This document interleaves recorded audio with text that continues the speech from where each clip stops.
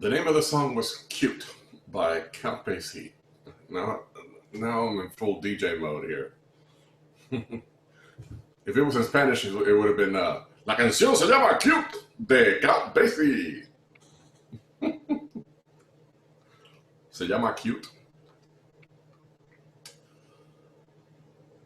Oh, I guess let's see. Do we have enough people to make a quorum? What is a quorum these days? Let's see. We have 16 folks. I guess that's enough.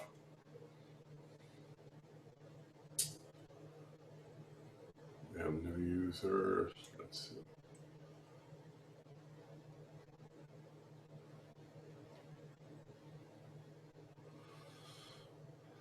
Well, I feel like we ought to play like a fight song or something like that to begin with. Something, maybe a little a school song, the AOMA, the ACWE school song. How about that? We'll work on that. We'll ask Dan to write us a song. All right. Well, I think that there's enough of us here. When we'll wait, I'll wait a couple of minutes and then I'll upload the PowerPoint just like I did the last time. If I go 5 or 10 minutes without uploading it, will somebody just kind of let me know, and I'll do that. Yeah. If I play a video like that one, I noticed that somebody said that it was very loud. If I'm playing a video and it's really, really loud, let me know, because I can't tell what you can hear. I can only hear what I do. So, okay, let's go ahead and just kind of get started with tonight, right? So let me hide this for just a minute and see.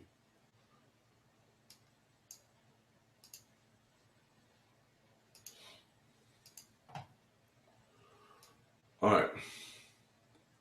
So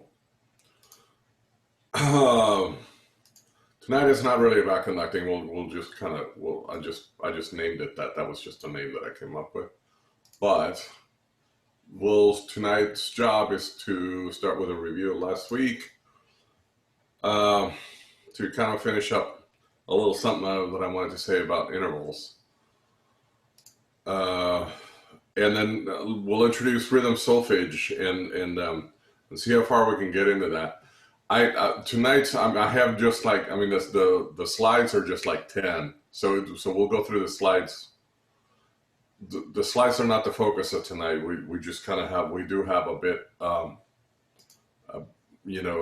lot of stuff to do.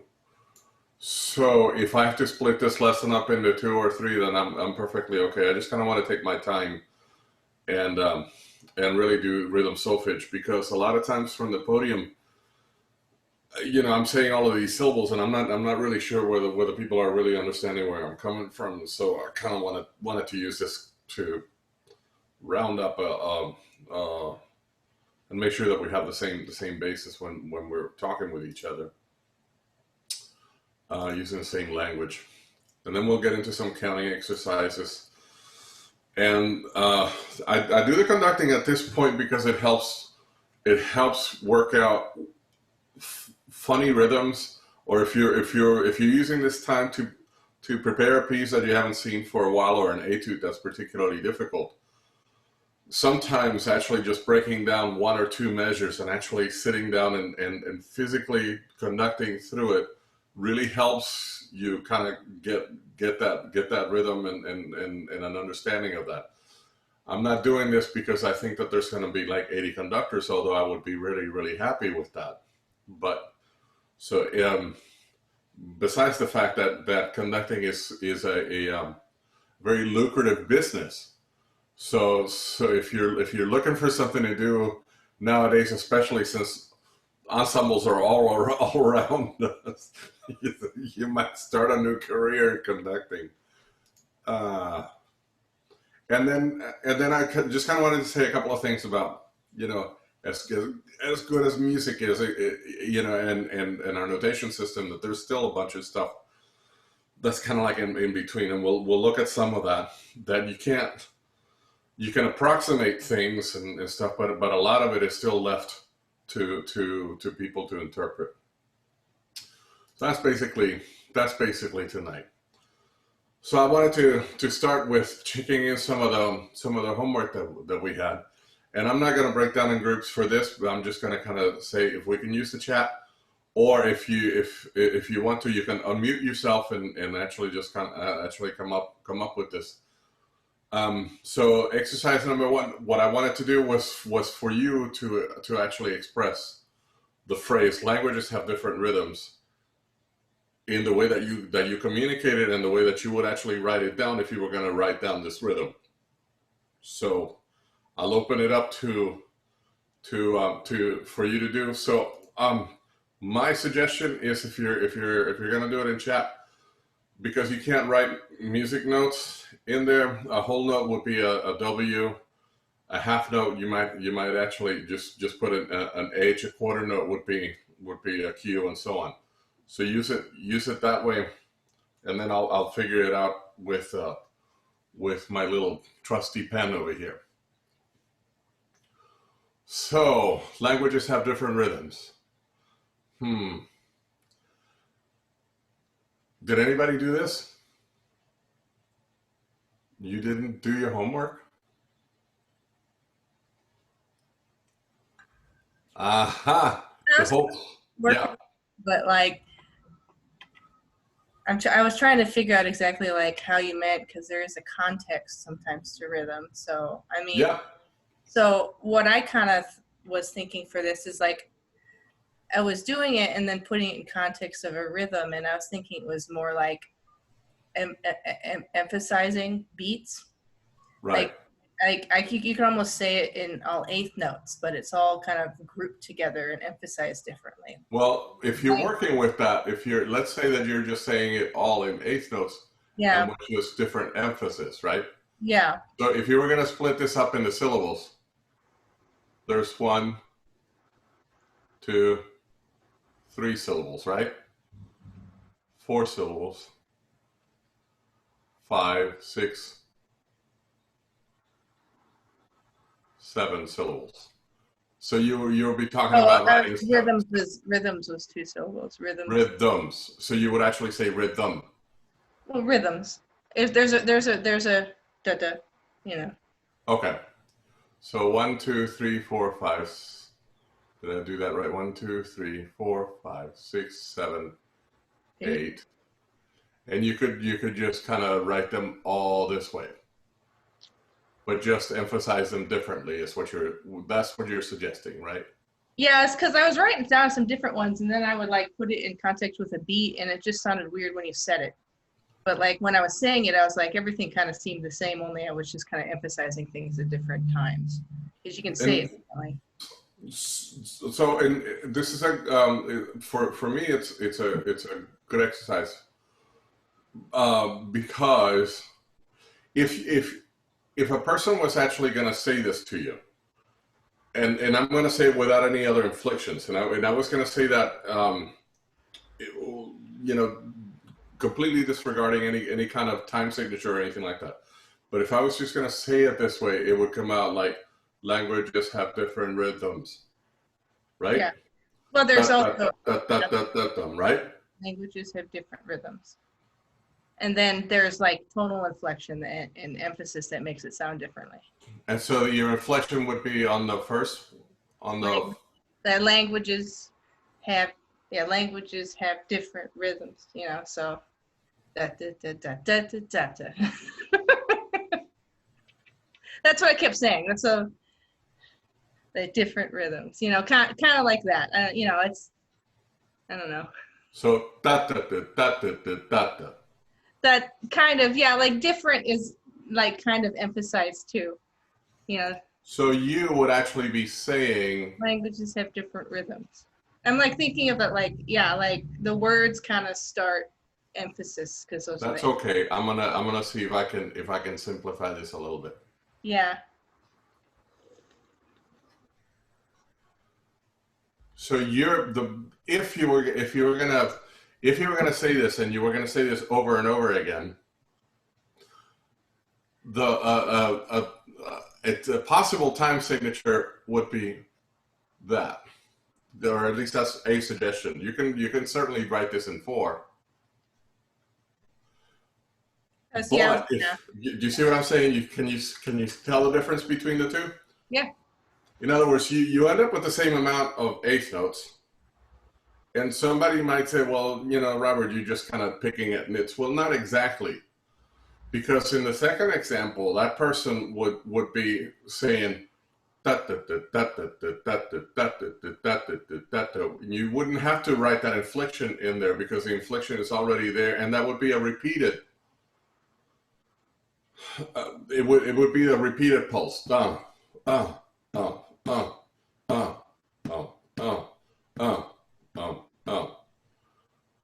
Do you understand what I'm saying? So it would be, if you could write a whole song just based on that rhythm.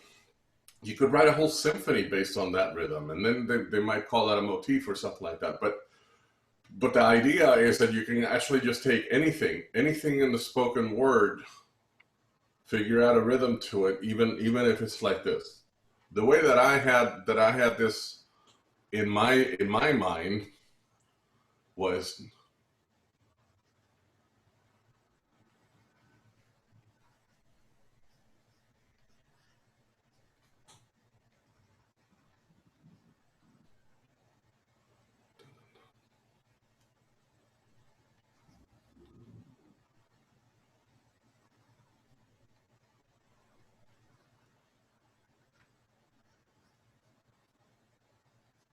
da da da, bum, dum dum da da. So I had this, like, languages have different rhythms. Now that's not the way that people would actually say it, but that was in my interpretation of it. I kind of wanted to come out that way. Languages, in other words, I kind of wanted to streamline the first 3. So if I was actually saying something like this, and I wanted to be represented that way musically,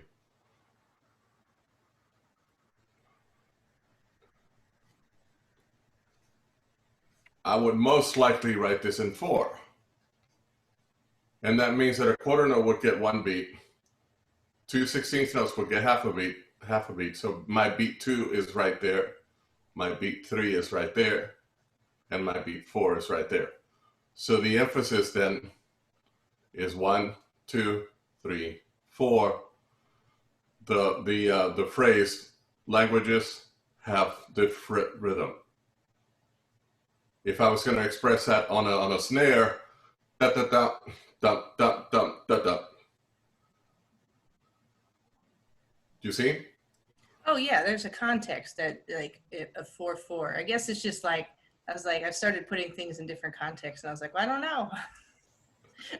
There's the cool thing about this is that there's no right or wrong. There's an Amber rhythm and there's a Robert rhythm, and neither one of them are wrong. And actually, both of them can actually be expressed okay in that language. The problem, the one of the things that I wanted for folks to notice is that if I'm going to say that phrase and I'm going to translate it to a different language, now I have a problem, because I can go with the meaning of the text, or I can go with the natural pronunciation of something like this. And so that creates another difficulty on top of it. And I made the example last week about opera in different languages. This is one of the problems that people have when you translate from one culture to another. So I just kind of wanted to bring that, to bear. By the way, if you're just starting and if you've never read music before, this just went over your head, you're perfectly fine. This should have gone over your head. This is a little bit more complicated than what I've done before. And I'm gonna kind of backtrack now and go, and just kind of simplify things a little bit more. Let me see how exactly, since this is actually on Not really sure how to erase this.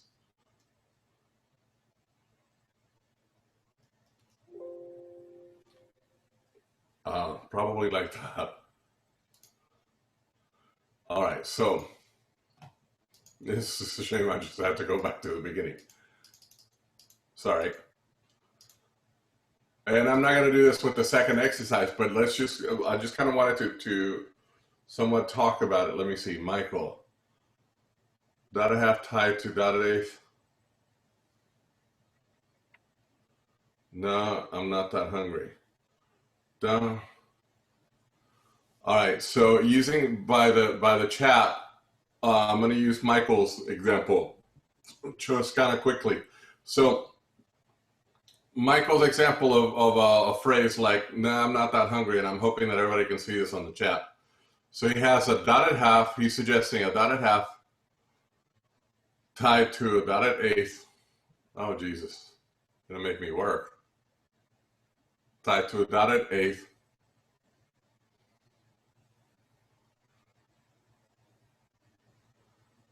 And then four 16th notes. All right, there's the 16th.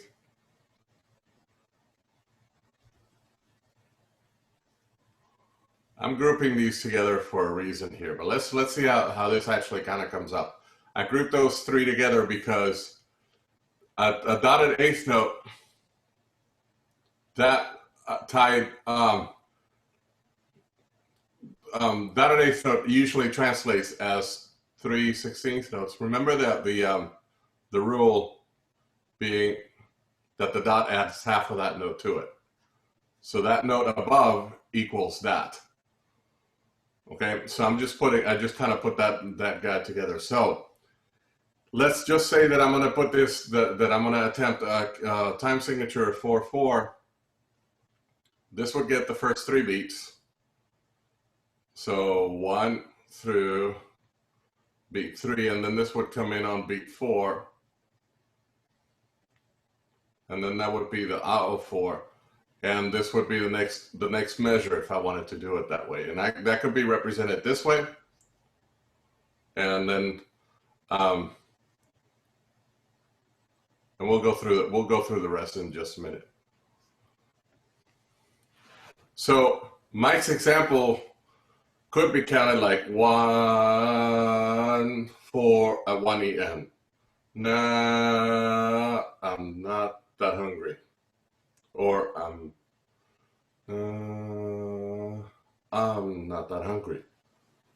I'm not that hungry. Dum da da da dum. Dum da da da dum. Dum da da da dum. Yum ba ba ba bum. Right. So the stress would then be on that.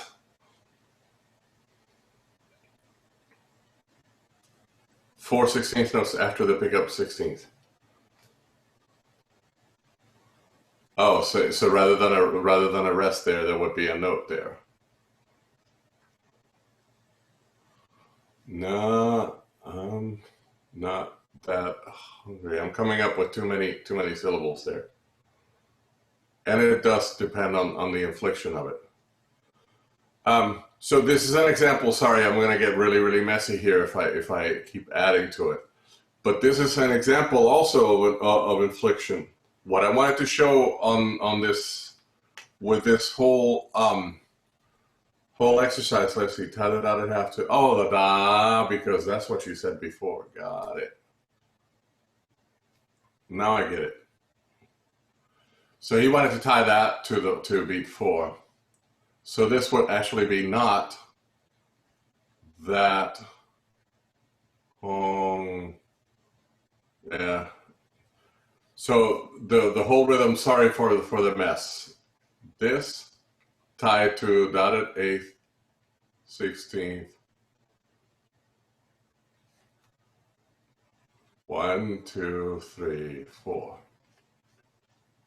I think that works out now because of the tie. So this is I'm not.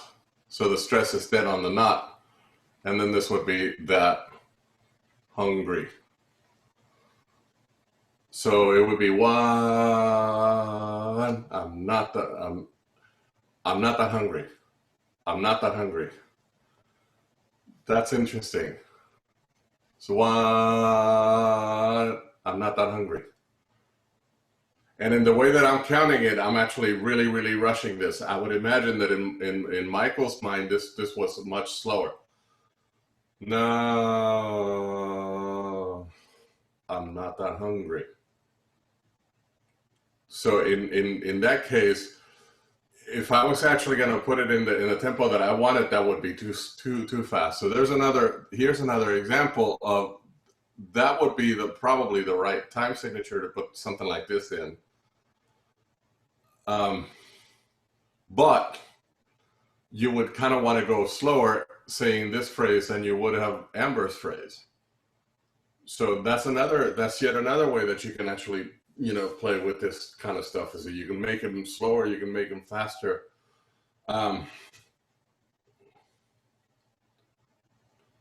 For me, the way that I speak, if I had a character in my mind that was actually speaking this line, and the character that I had in mind spoke in my spoken tempo, that nah would be a lot shorter.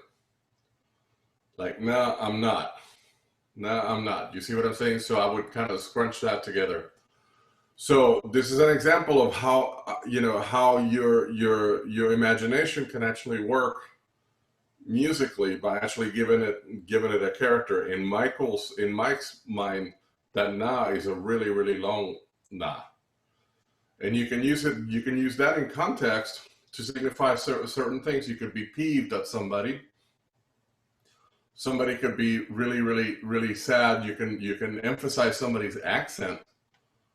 For instance, somebody from different parts of the world and stuff like that. So what you see here, and what I wanted the group to kind of engage in, was the challenges that a composer actually has when they're actually approximating song, and they're actually having to really, really think about how these things are presented to folks so that people can understand and relate to them.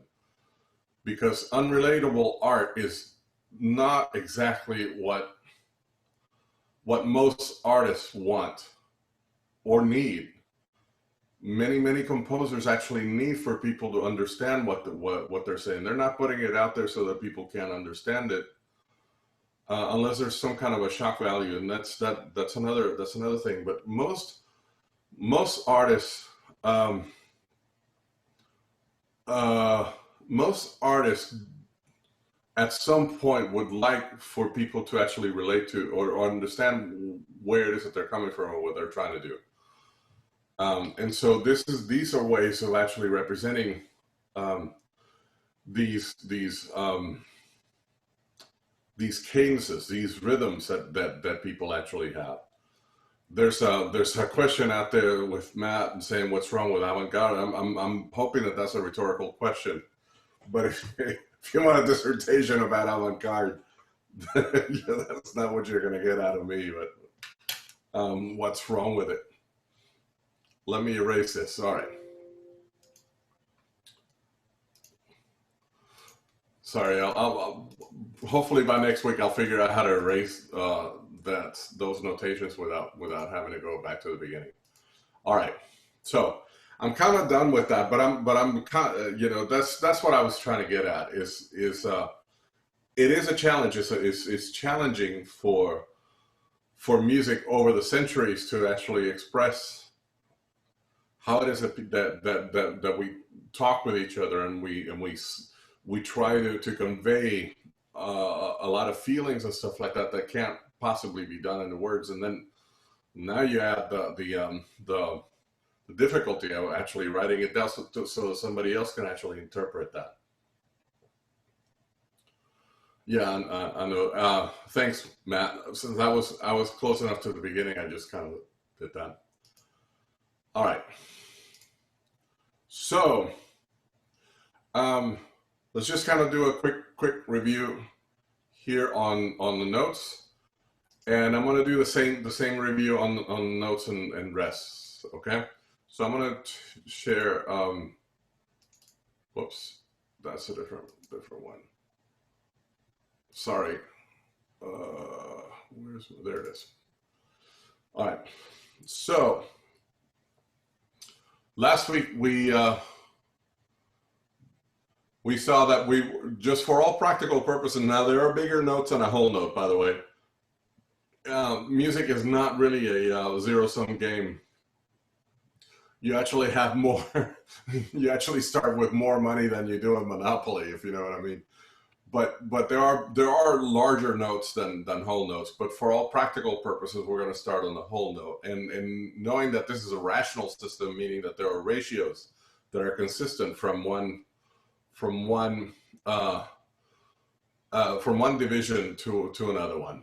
So we start with a whole note. Half of a whole is half. So if you think of a whole note as a pizza, and you split the pizza into halves, well then you have two halves.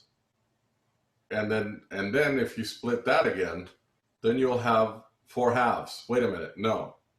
You have 4 quarters, and then you have 8 eighths, and then you have 16 sixteenths notes.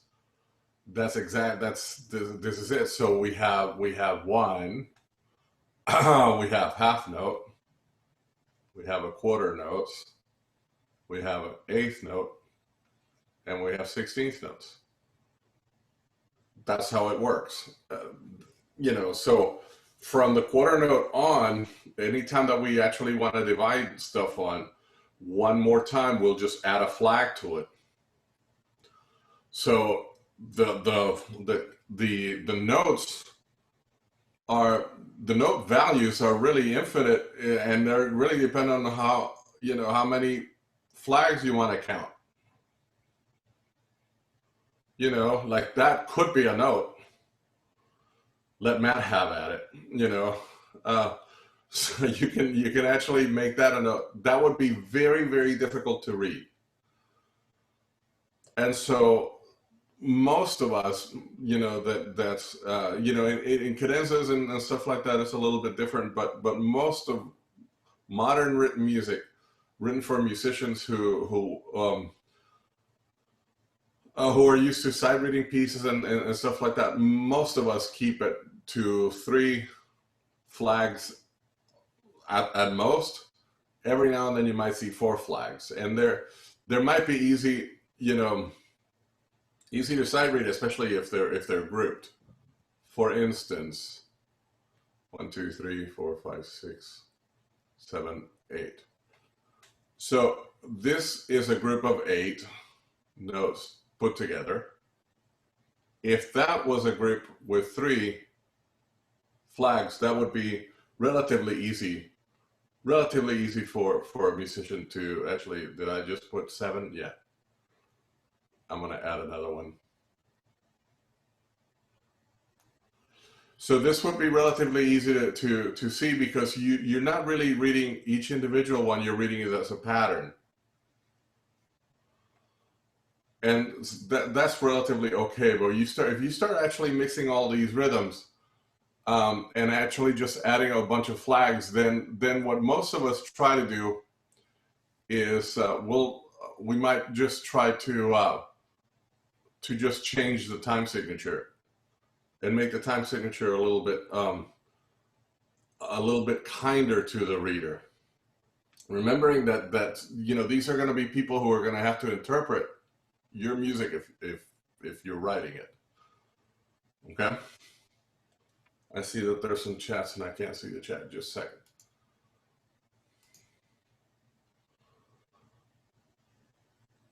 Yeah, we'll talk about beams and stuff.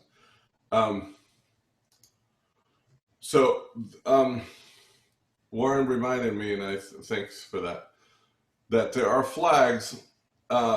These are called flags when they're independent of each other, and when you put 2 flags, when 2 flags are actually tying notes together, that's not called a tie. These are called beams, because it does not change the value of the note, but it makes it easier to read. So reading, if I take 4 16th notes and I do this, That's kind of hard for a musician to read. But if I go like this, sorry for my note heads, that's easier for a musician to read. So it doesn't really change the value.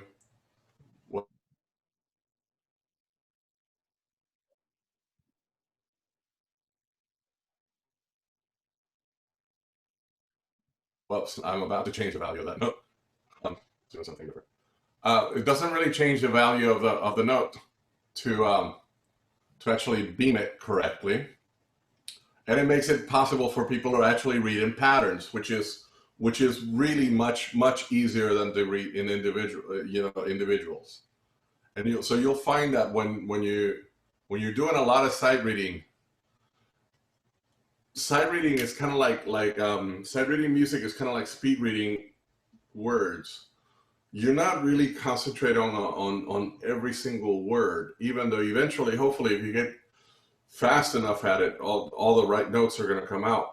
But you're reading by patterns. And so this is what a trick to sight reading is, to quit reading every single note and just look at the whole pattern. And that's why practicing patterns like scales and things like that come in really handy, because they're already grouped. And if you're already really familiar with that and you have a muscle memory, then that stuff gets triggered every time that you read a pattern. You don't even have to think about it; it just kind of comes out. So that's where a lot of diligent practice actually kind of comes in. All right. So these are notes. That means that a musician is expected to play these. But in addition to notes, we actually have times where we're not playing. We're expected to not play. Well, and I'm going to get to 2+ in just a minute. So let me just I'm going to yeah. Uh, so there are the music is just about stuff that's being played, as it is the stuff that's not being played. So a lot of times the silence in between the notes actually is more important than the notes themselves. When that's the case, then we actually notate that, but we call that a rest rather than a note. And the rests actually follow the same method that the notes do. A whole rest instead of a whole note, then, and this is one way that you can actually learn this stuff. A whole gentleman takes his hat off. Whoops. Let me go back. One of these days I'm going to learn how to do this. 2, 3, 4. We'll just put another one up here. So if a whole rest actually hangs off of the fourth line. So it basically is a little rectangle that actually hangs off of the fourth line, and it hangs down. So if you look at this as a picture of somebody actually taking their hat off and their hat is upside down, then that's a whole gentleman. And that's to distinguish that from a half a gentleman who keeps his hat on, which is the little square that's resting on the third line, like that, regardless of what clef you're in. So you see how that hat looks like it's on. This hat is off.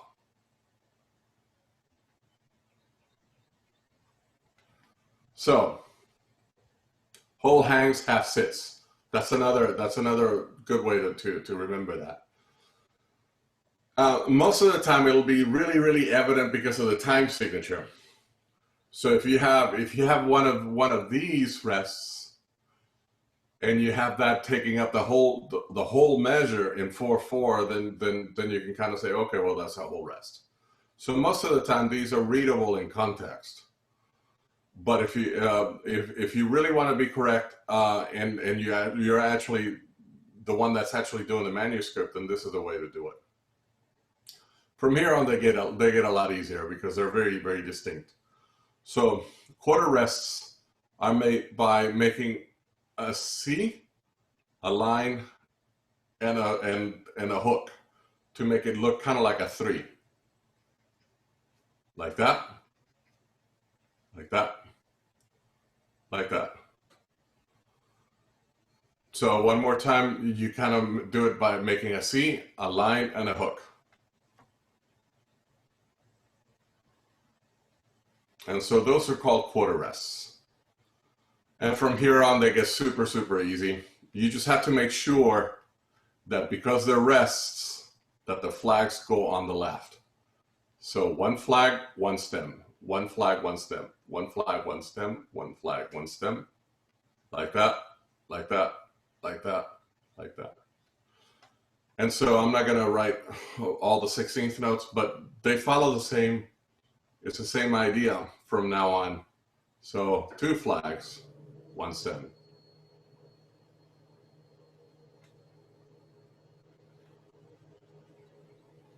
You can also do it this way and then just add the flag later, like that. And so then it follows that you can just have this business, you know, if you want to be silly. I'm calling it silly, but there are times where that kind of stuff is called for. So I'm not gonna say that you never ever seen him, but okay. So now we have notes and we have not notes. We have things to play and we have things to not play, but at every step of the way, it's actually documented of what you're supposed to do at what time. Every second is actually taking up, when you're reading music, every second of time between the start of the music and the end of the music, everything is actually notated, which is really, really cool. It's a really excellent way to actually note time and space. It's really interesting. All right, I'm going to go back to our little show here.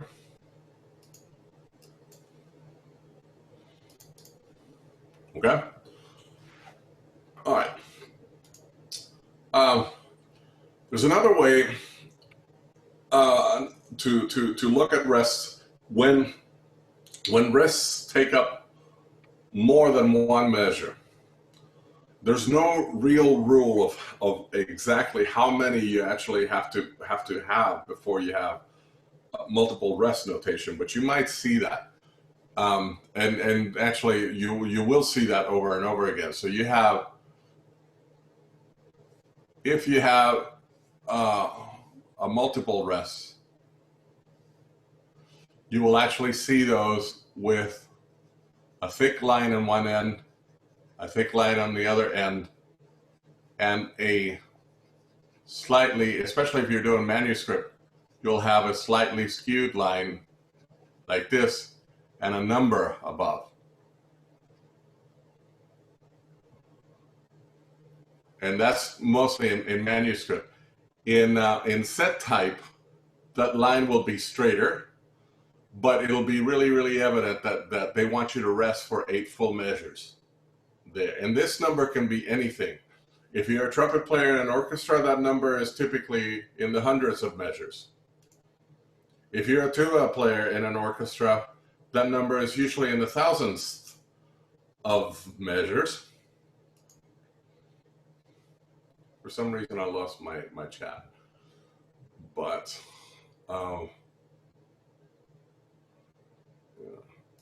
I know somebody wanted to chime in. Yeah. If somebody doesn't want you to play for that movement or for the duration, if you have like a 5 movement piece, like a symphony or something like that, rather than actually writing rest for that whole movement, they'll just put tacit. Some people, especially jazzers, will spell this tacit. And either way, it doesn't. However people spell it, that just means don't play. That way, they save themselves the trouble of counting however measures you might have rests, right? So they might say, movement 4, tacit. And that's how you might actually see it on, you know, on a sheet of music. But the multiple rests, if you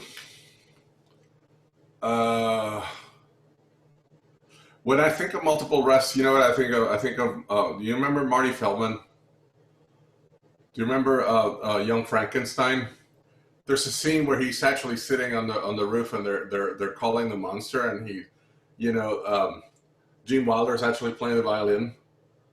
Well, Marty Feldman's got a horn, and the violin has this long, you know, beautiful music, and Marty's just counting rests, and he just kind of comes in with the horn, da da da da da. But you can see in his face, you can see that he's counting multiple rests. So he's just waiting for his little time to actually play, and then he plays. That's what multiple rests are like, counting. Sit there and count and count and count and count, and then come in with your stuff. So that's what they look like. In manuscript, this is what they look like. They look a lot cleaner, of course, in set type. The way that we express repeated bars, this is something that we showed last week, so if this is a bar line and this is a bar line, they're going to show you that the dots have to face each other. And not only that, but you know, each one of these is going to have a thicker line at the end. Whoops, sorry. Dang it. So that's supposed to be, trust me, that's supposed to be a really thick line. And this is supposed to be a really thick line, indicating that it's an ending, that's an ending. Like that. This is much better. See? Getting better.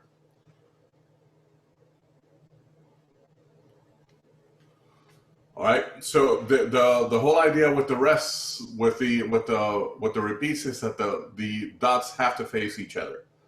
So this first one, this is a forward repeat because it goes that way, and this would be a backwards repeat because it goes that way.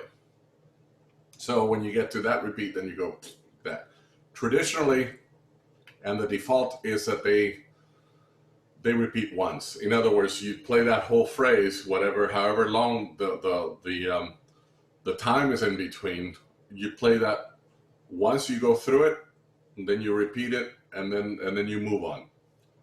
There are other indicating things that will tell you to repeat it 3 times or 4 times or something like that. But unless it's indicated, you only repeat it once. All right. So I kind of want to do something kind of quick here.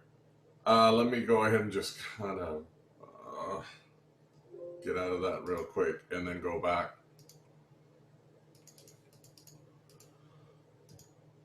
So on your own, on your little using your little sketch pad, or if you have your staff paper, I want to go back and see if we can remember how to construct a major scale. Now this you can do on whatever clef you want, whichever one you're most familiar with probably, and just start on A flat, whatever clef, and construct a major scale just using your staff paper. Okay? I'm going to give you a couple minutes. It shouldn't take us super long.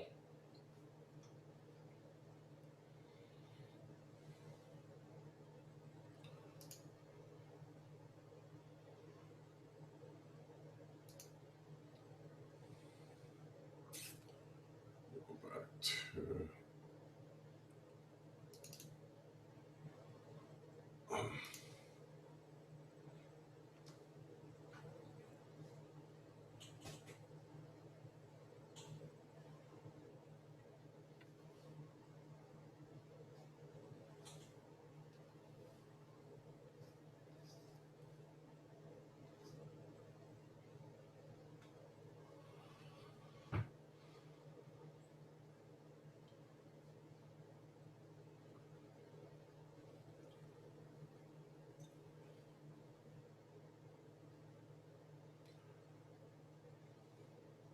Okay, so I kind of want to start I want to start it in the bass clef just because it's probably the easiest one to start. Why? Because the first space is A.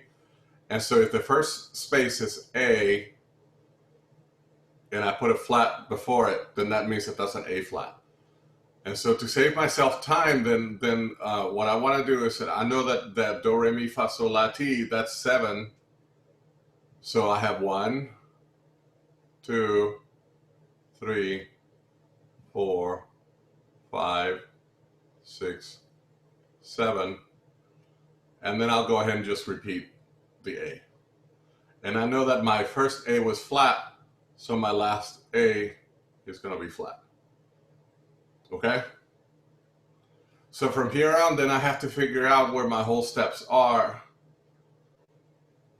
What I tend to do at this moment is say to myself, okay, well, what's the formula? The formula for a major scale is whole, whole, half, whole, whole, whole, half. And so that means that if I go from here to here, that's a whole step from here to here, that's a whole step from here to here. This is my first half step right here. So I have to be careful with that. And then the last half step happens right there between those two guys.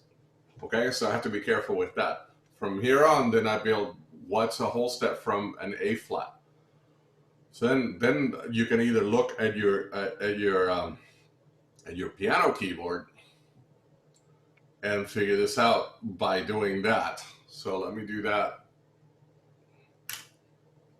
here.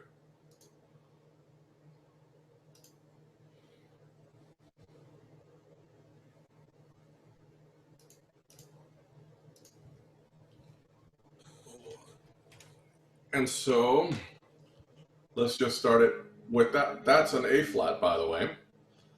So if this is my A flat, I want to go from here to a whole step. And let me see. Just a sec.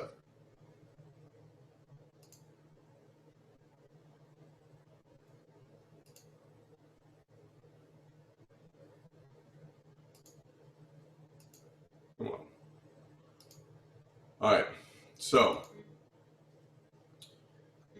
from here, if I played that note, that would be a half step. So A flat to B flat is a whole step. Now from B flat to C is a whole step. Noticing that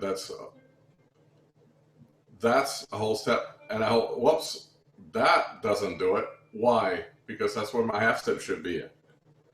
So A flat, B flat, C. Now I need a half step. Whole step, whole step, whole step, and now my half step. So one more time, I ended up with A flat, B flat, C, D flat, E flat, F, G, A flat. And that's how I spell a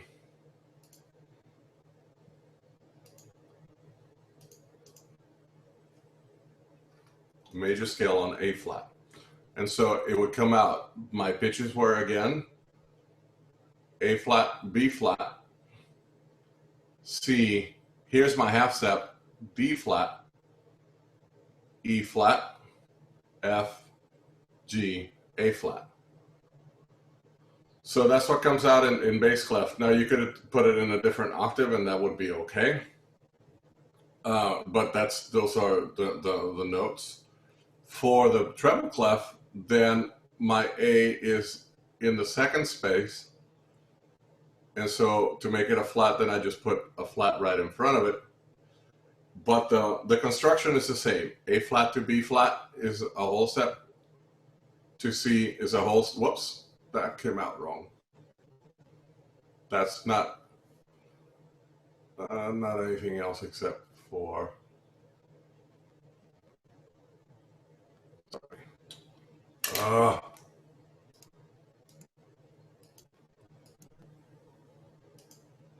This is, sorry, I was having difficulty with my mouse. So A flat, B flat, yeah.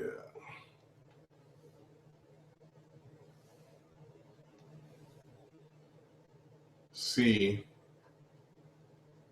Now it's my half step. D flat, E flat is a whole step. F is a whole step, gotta be careful with that. Then G is a whole step, and now I need a half step to the A flat. Now the cheater way to do this is to do it this way.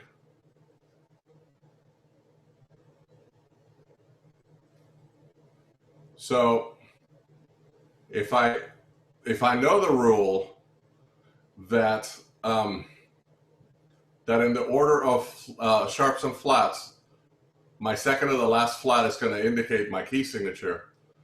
And if I know that the order of sharps and flats is B, E, A, D, so I'm looking for an A flat. So I just kind of go to the next one in the order, B, E, A, D, and I'll know that I have 4 flats in the key signature, and I can just kind of go, okay, I just write down the key signature and write down my notes, and there I have it. That's a cheater way to do this. I'm gonna do it in bass clef just to. So B flat, E flat, A flat. So I have to put one more, D flat. And so now if I just kind of go 1, 2, 3, 4, 5, 6, 7, 8, I have it. So either way, you can cheat or you can do them one by one. And either way, you come up with the same thing. That means that you should have 4 flats in there, and that comes up with a major scale. Okay? Good. We'll go on to the next exercise, which is related to it. Let's see. Whoop, go back. Now using quarter notes, write down a pure minor scale on B flat using the other clef. So if you use the treble clef in the exercise before, now use the bass clef and vice versa. But what we're after is a pure minor scale, building a minor scale on B flat. Okay? You can use the cheating method too, because that's what I would do.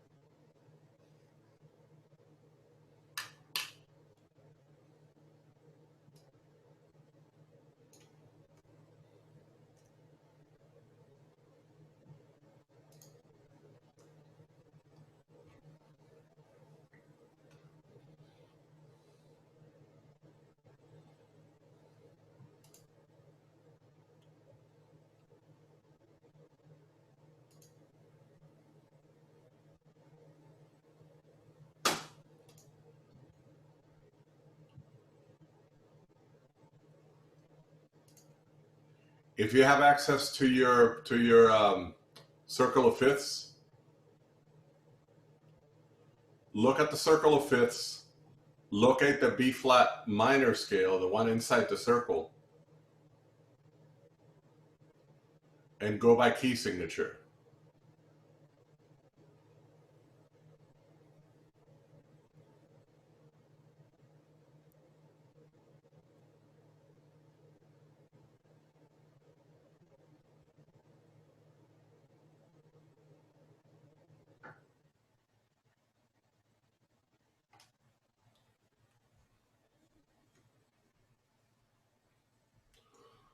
The formula should be whole, whole, let's see,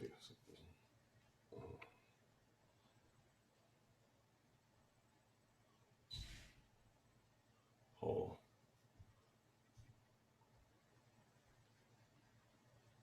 One, two, three, four, five, six, 7, yes.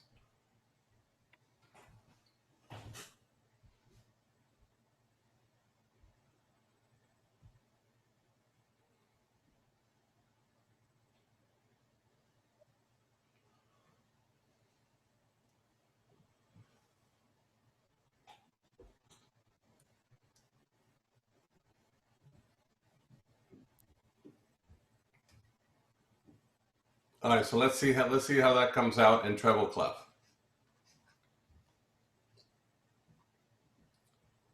We were going after B flat, correct? So I'll write a B flat down here. You could write it up an octave if you want to. If so, then it would kind of come up here. That would be fine. The notes are going to be the same. You're just going to have to spell them out. So from B flat to C is a whole step, but here is where I need a half step. So if I wrote a D here, that's a whole step between those two, so I can't do that. I need a D flat. Okay, so I have whole half. Now I need a whole step from D flat to E flat, from E flat to F natural. Notice that that's a natural whole step right there from E flat to there, right? Then I need another whole step, but now I need a half step, and that makes that an A flat, and then that makes that a B flat.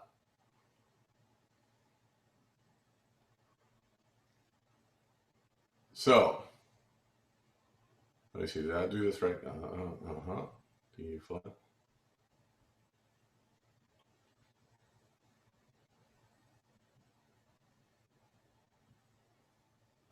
That's I missed my half step, right? That is actually here. So,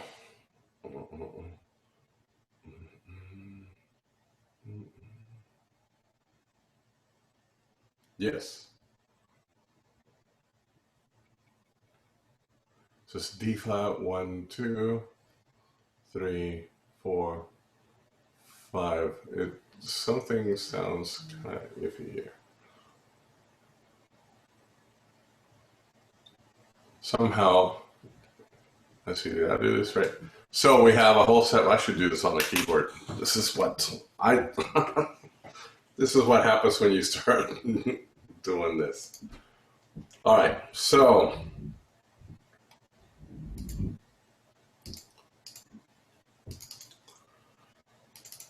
starting this mess on a B flat, I need a whole step here. That is a half step.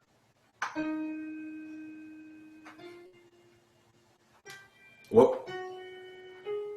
There it is. All right, so B flat to C is a whole step.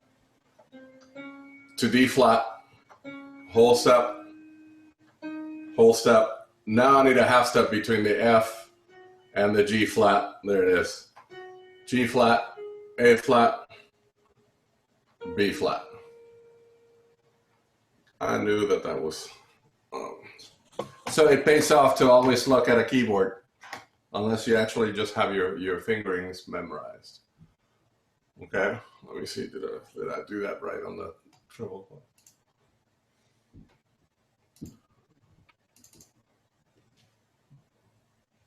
Yeah. All right.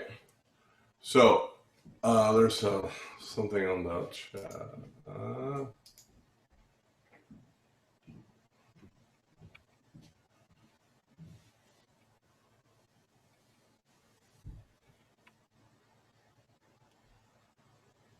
No, there's Matt. To answer your question, it is not against the rules. There aren't really any rules to remember a minor scale. The problem is that if you're thinking of them as flat notes, what's going to happen when you're in a sharp key signature? So rather than try to do this and see if you can remember this, rather than a B flat, build your minor scale on a B natural. And see if you can think of it the same way.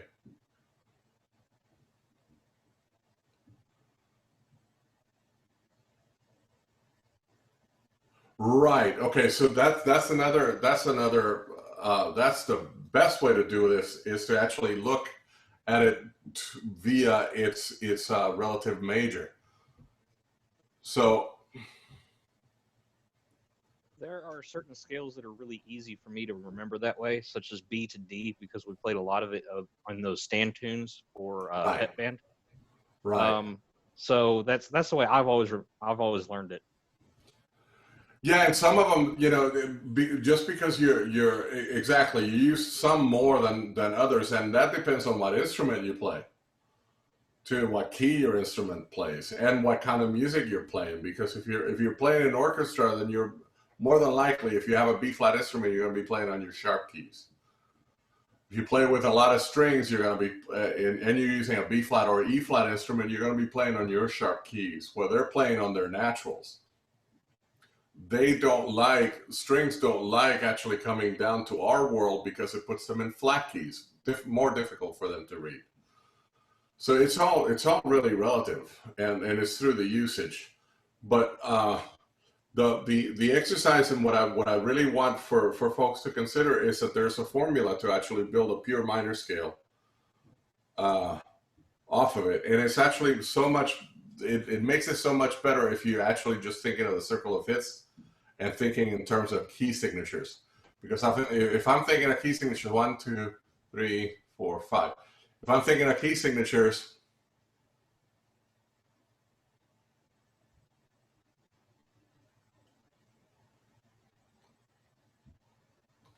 then all I have to do is actually just start it here and move it forward.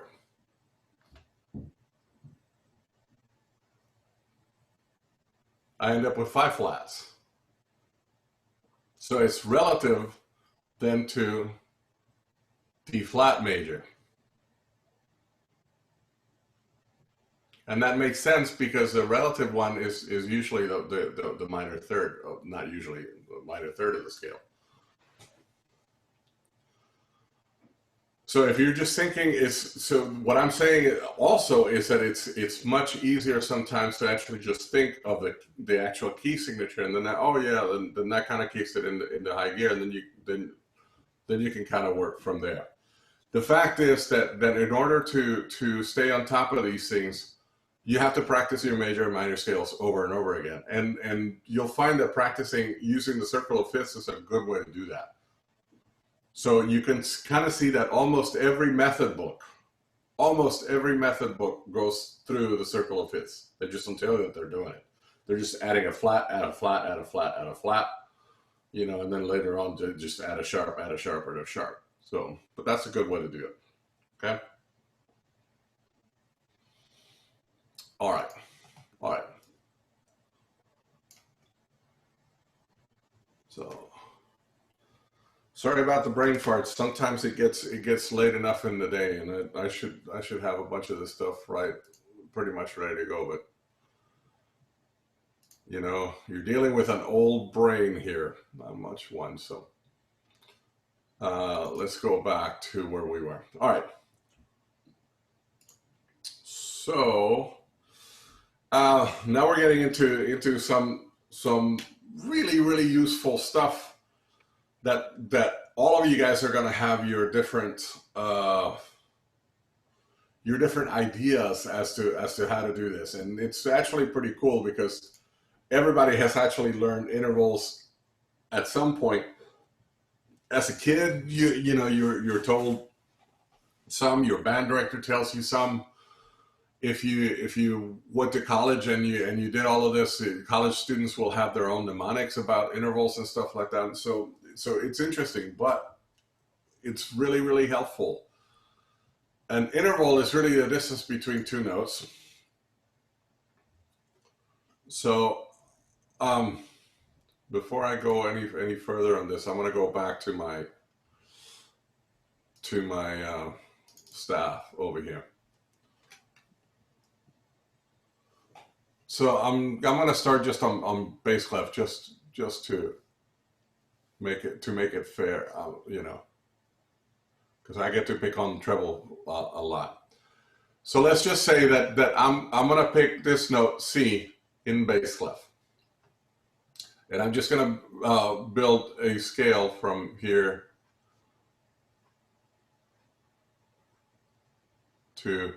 from C to C. When we talk about intervals, we're really talking about the distance between one note, the note that I start with, and the second note that I'm using as its relative. So an interval means the distance between one place and another. So an interval then requires for you to have point A and point B. And so intervals in music can happen from the low note to the high note or from the high note to the low note, whichever one comes first. And there are tricks for our ear to actually remember an interval. The easier, the more coherent the interval, the easier it is to remember. For instance, an octave, this interval from here to here, that interval your ear hears very, very well. Really, really well. That's the interval used in the song Somewhere Over the Rainbow. Somewhere over the, with a much better voice than what I just did. But everybody can hear that interval relatively well. So much so that if I'm saying to the band in my baritone voice, band, sing this note, la. Naturally, women and men with higher voices are going to sing that same pitch, but an octave higher. And even though it's not the same pitch, it's not. But they sing it an octave higher, which is, that's an easy interval to actually hear. Of course, the easiest interval to hear of all is the same note. So if I say sing this note, la, and you go la, we're good. You know, that's called a perfect prime, by the way, prime, kind of like in the Transformers, because it's the first thing that actually happened, prime. And it's called perfect because it's one of these intervals that sits really, really well in tune, or should be sitting really, really well in tune with itself.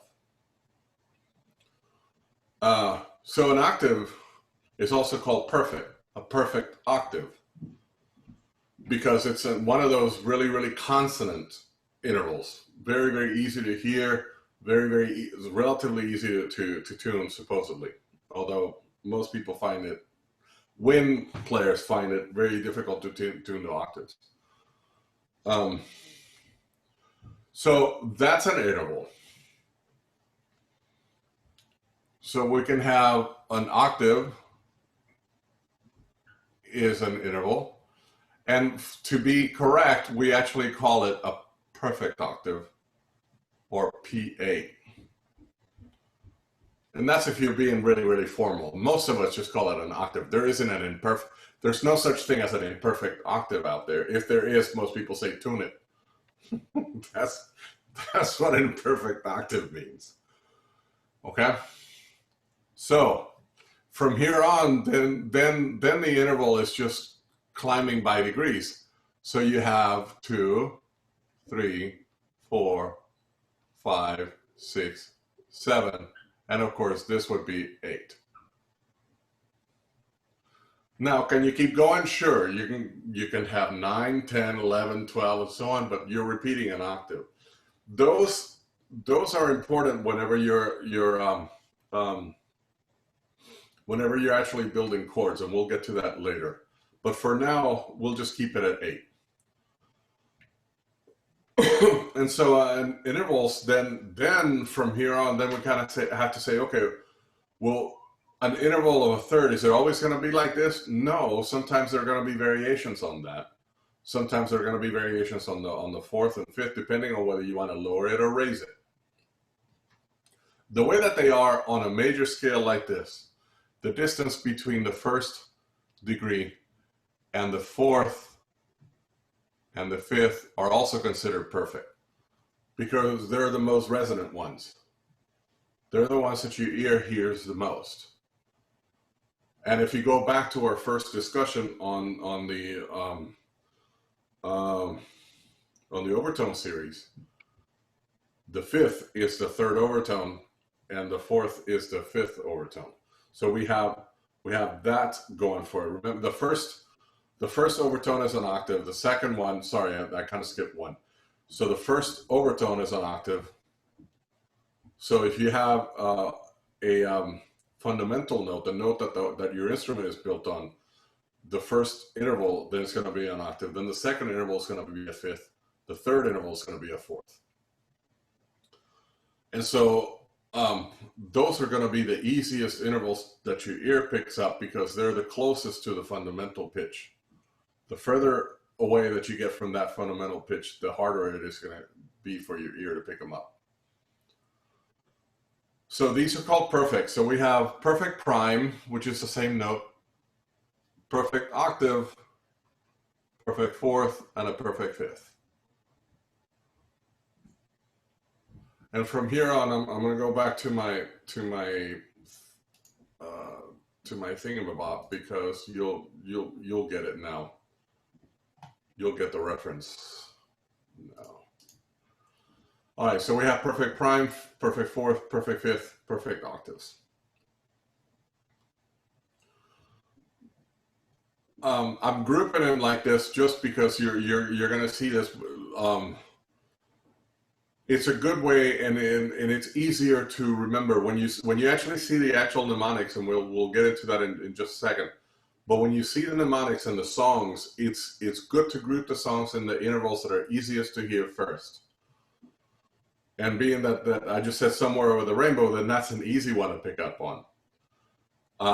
For instance, an interval for the perfect fifth. If you ever saw The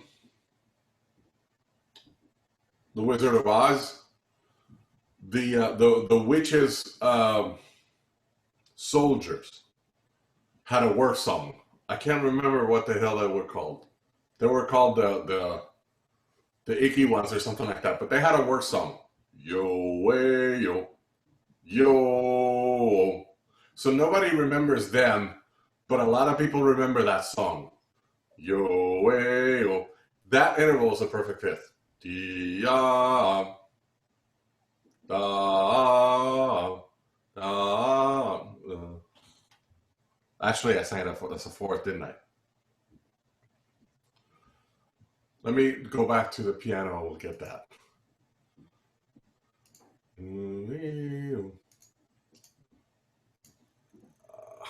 Piano.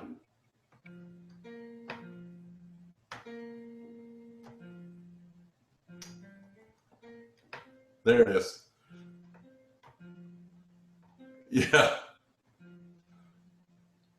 Yo, yo, yo.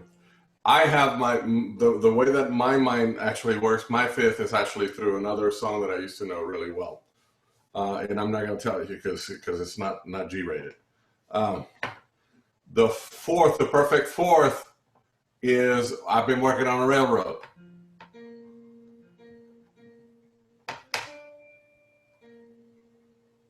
This one's really easy. You can say the Ice of Texas. So that's a mnemonic. So all of these intervals are going to have little mnemonics attached to them. And what you'll see out of that, in that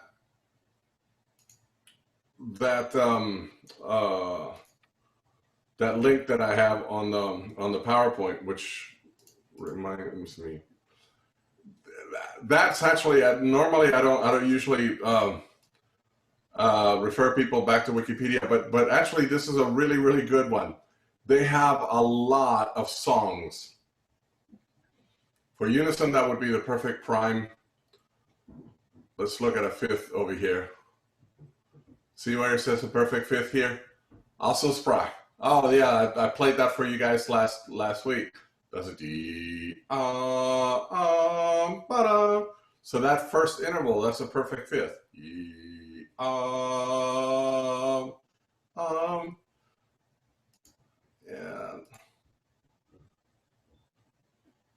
oh, let the dogs. Yeah. So we have Warren, of course. There are a lot of Twinkle Twinkle Little Star. So there are a lot of songs, more than these, that will actually get you there. And notice the way that they actually have this laid out. They have ascending intervals, in other words, from the first note to the second note, going up, And then they have descending intervals. If that interval is actually coming down, then they have different songs in here to do. So this is a really good link, and actually this list is actually a really good one to get you here. This is really important, the way that it's laid out, and I'm going to tell you why. Because when you're looking at all of these intervals, and you're especially whether you're a brass player, woodwind player, or even a percussionist, and you have tunable instruments like timpani and stuff like that, this is super important, because there are times that it's not going to be reasonable to tune to a tuner, and you're going to have to rely on ears. And it's at those times that stuff like this saves you. And it's not because people are going to be yelling at you or because the whole show's. It's because you want to play in tune, you want to play well, and so to actually represent all of this kind of stuff well, then you have to resort to things like these. The intervals are also divided not just in perfect, but also in majors, in the way that these intervals present in a major scale. So other than the fourth and the fifth, the intervals that are missing there are the second, the third, the sixth, and the major seventh. And that's what we call them. So if it's a second that's present in the major scale, then we call that a major second. If it's a third that we call in that presents in a major scale, then we call it a major third. For instance, an E natural in a C major scale is a major third.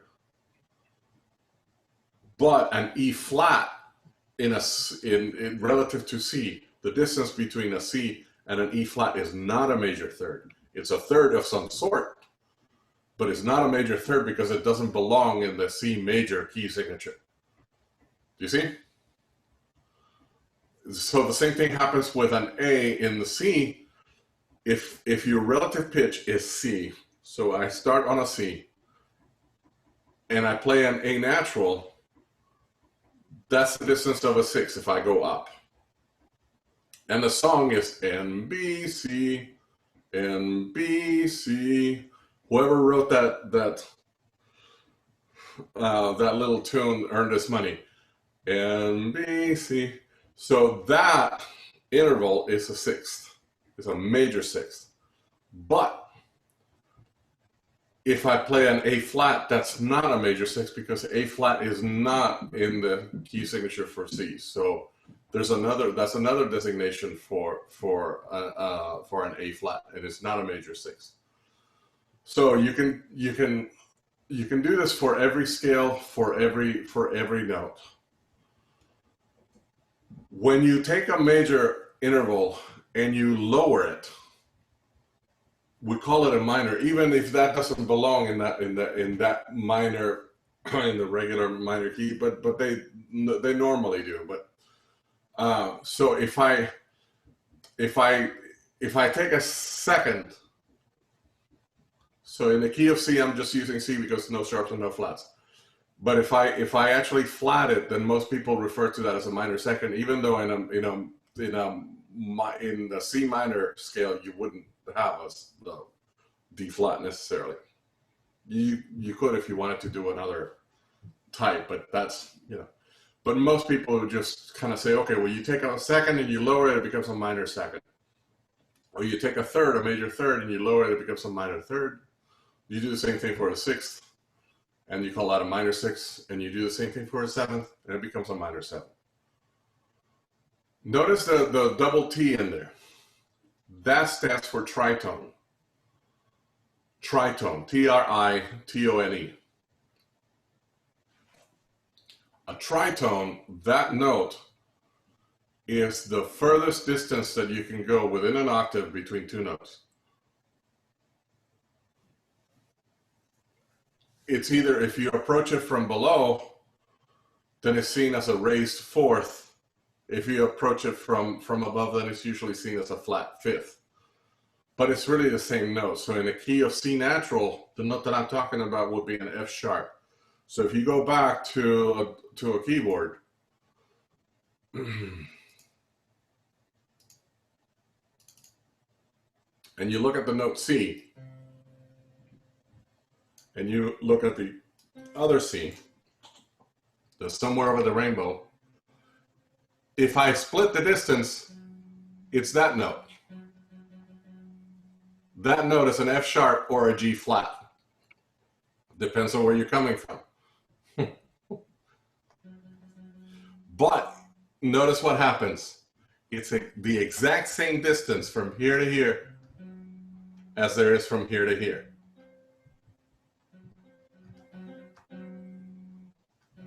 And if you listen to that, that's a very dissonant and a striking note that wants to resolve. You hear that? Or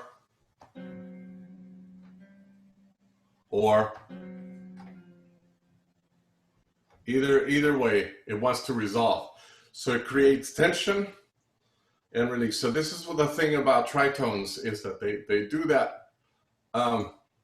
So if somebody actually wants to create a little bit of dissonance, then that's how they do it. The most famous, the easiest way to remember a tritone is the interval in West Side Story song Maria, which just, I always have a really special place in my heart for that song, because I played in a big group for a long time. Played this. I really wanted to play that book because it has a great trumpet part, but they kind of extended the booking a little longer than I thought they would. So we kind of started inventing our little fun. So I kind of thought of Tony as Elmer Fudd. So the song kind of came out like so that first interval, you can think of Elmer Fudd singing so that's the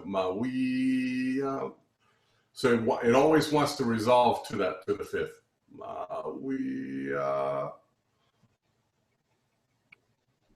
Now you'll know the song as Mawia. So the tritone, that's the furthest distance between them. Oh, The Simpsons. That's true. That's The Simpsons. So it's the same. That's the same interval. Now let's talk about some others. So if you go at it from the bottom, you'll have different songs that you can from the top, and you should practice both of them. And there's I was going to mention that there's a little app that I got from my iPad. I think it's called Cat's Ear or something like that. But there are apps that you can get for free that will develop your ear training, and a lot of it will have interval training. And so it's really, really cool because they'll just kind of have you identify intervals by ear, and it's really, really nice. It's good to kind of keep your chops up. A good way to actually practice this is to actually practice with a drone.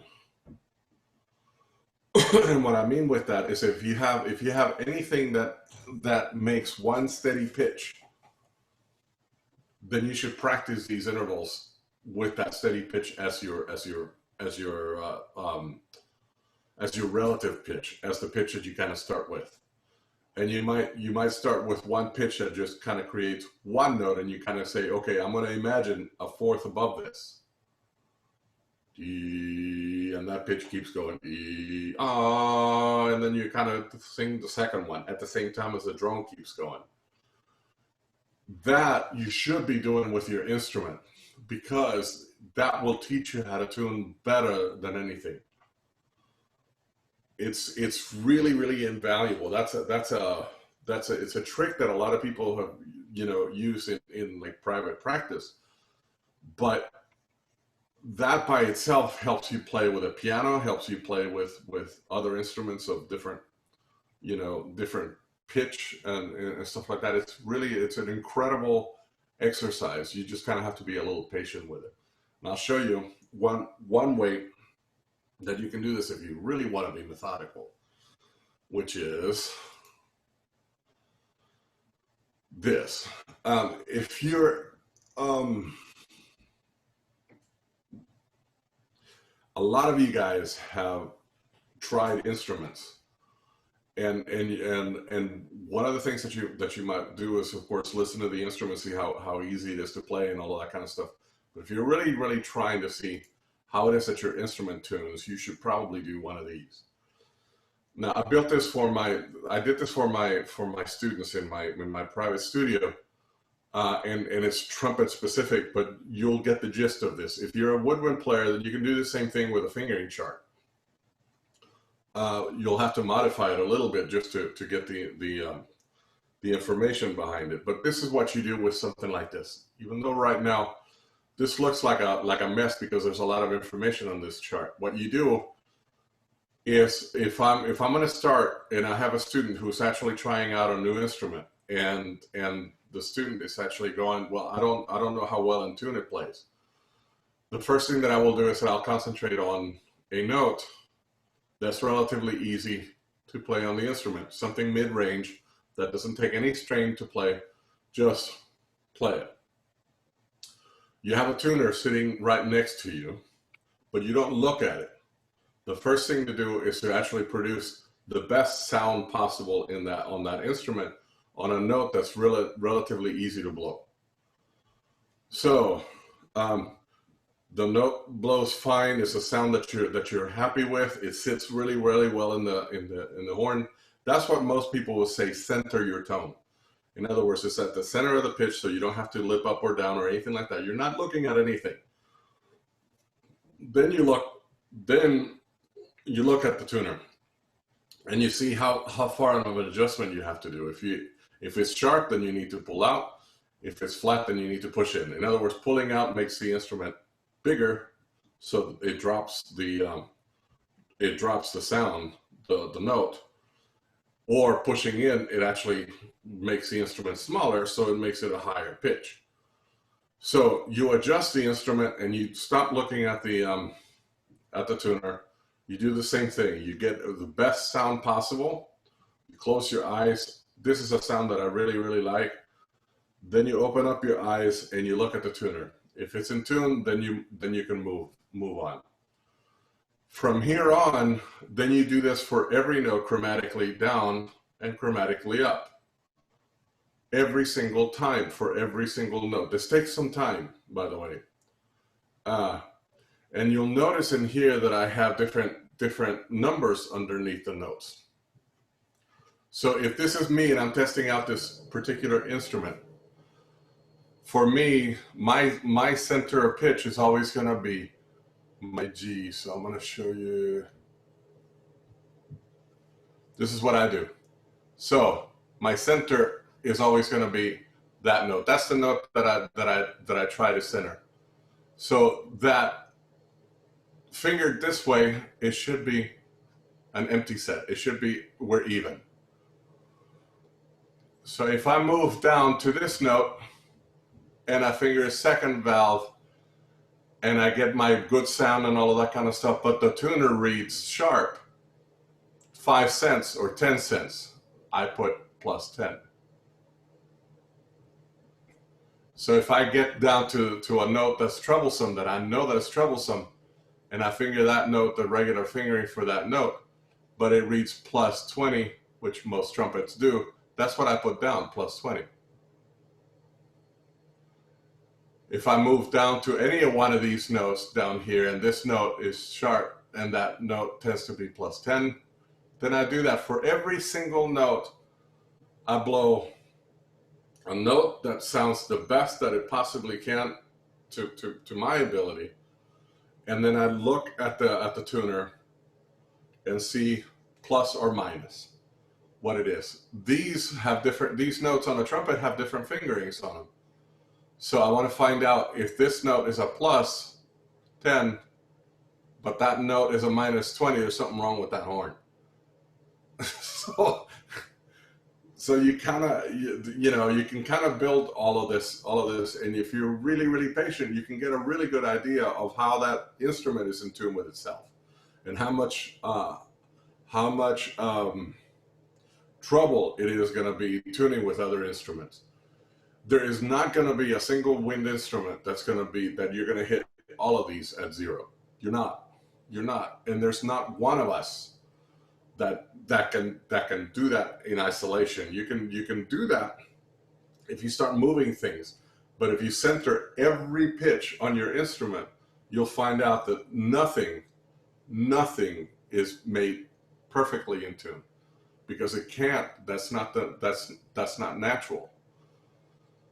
We haven't really devised a way to actually do that. Even if your flute is in alignment, even if you just kind of had all of it is a compromise, all of it. And so your instrument is not going to be in tune. The best that you can do is just kind of say, how much of this can I tolerate out of this instrument? And you'll find that the better instruments have, closer tolerances, and then the cheapy instruments are not going to be so good. They're going to be way, way far. But just doing this exercise with an instrument that you already know, it will be telling. Because you'll know the tendencies of that instrument. And that way when you match it with other people, even though they might be playing the same brand instrument as you are, it's not going to come out the same. Everybody's going to be different. This is a really, really, really good exercise that I wish that everybody did at least once in their life. It takes a long time and it takes a lot of patience, and you really have to make sure that you're focusing on getting a good sound, because this is really easy to do if you lip up or down and you're kind of going, okay, well that note needs to be in tune, but just realizing, no, it's not about me playing the instrument in tune. It's about how much do I have to compensate to get this thing playing well. Okay. So this comes in a PDF. I'll upload this for you, and you can have it as a PDF. I also have it, if you have Finale, I have it in Finale, and you can adjust it your way. If you're a woodwind player, like I said, you can do your regular fingering chart, and then you can use your alternate fingering chart also. You're just gonna have to make copies of it so you can write all over it. But those are good ways to actually get to know your tuning tendencies and stuff. So if you've never done that, you should do that. Okay. All right. Let me get back to where's my thing? My thing right there. Okay. All right. So let me see how I'm doing on time. Okay. All right. Now we get to the good stuff. This is what I've been wanting to get to, because I think we all need to be kind of on the same page on this. Solfege, the term solfege, I don't know if you're familiar with that or not, but the actual term, it should have an accent here, by the way. And I think it's an accent aigu, if you want to call it that way, the one that goes actually this way. But the name solfege is derived from two words, sol and fa, which are intervals, the fifth and the fourth. Sol, fa, mi, re, do, sol, fa, mi, re, do, sol, fa. And so people used to actually sing like that and give those notes those syllables, and so people kind of ended up using all of that all the time, so people just call it solfege, solfa. And that's where that term comes from. At first it was used for intervals, but then people realized that you can kind of use a method of counting, and they just kind of ended up calling it solfege, even though the counting methods don't have anything to do with intervals or pitch. They have to do strictly with rhythm. So they still call rhythm solfege. And there are several ones. And depending on who your band director was or who your first music teacher was, they would have had one preference or another. And if they were really, really good at what they were doing, they would have been consistent from the first time and just kind of taught you that one method. The problem when you get to be an adult learner, though, is you're going to be playing in an ensemble with people who have used several of these, and you'll have one band director that probably prefers one, or they're all over the place, and sometimes they count using one, sometimes they count using another, and that can become somewhat irritating to you if you don't know why it is that they're choosing one over another, if it's a conscious decision, or if it's an unconscious decision, you know, why why that's happening. So I just kind of want to tell you that there are in the band world, there are usually two preferred counting systems that I've seen used, even though there are way more. There's one that's called numbers, which is the one that most band directors use. That's the 1 and 2 and that one. There's the Eastman, which is a variant on another one that was called a French system.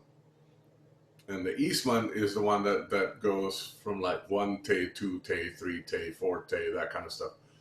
That has its advantages and disadvantages. But these are the two mostly used by wind ensembles, and most band directors that I've ever had, or even orchestra directors who actually use rhythm solfege, to explain where it is that we are. So they might say this is you're on the and of 4, or you're on the te of 4. That means the same thing. Depends on which one you are. So people actually use these systems to orient people where it is that they are within a measure.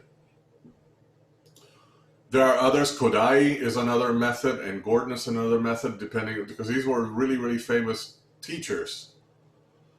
And they came up with their systems that were really, really good for their students.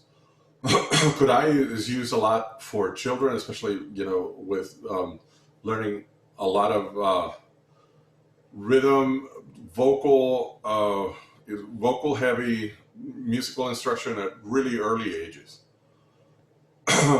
Very common.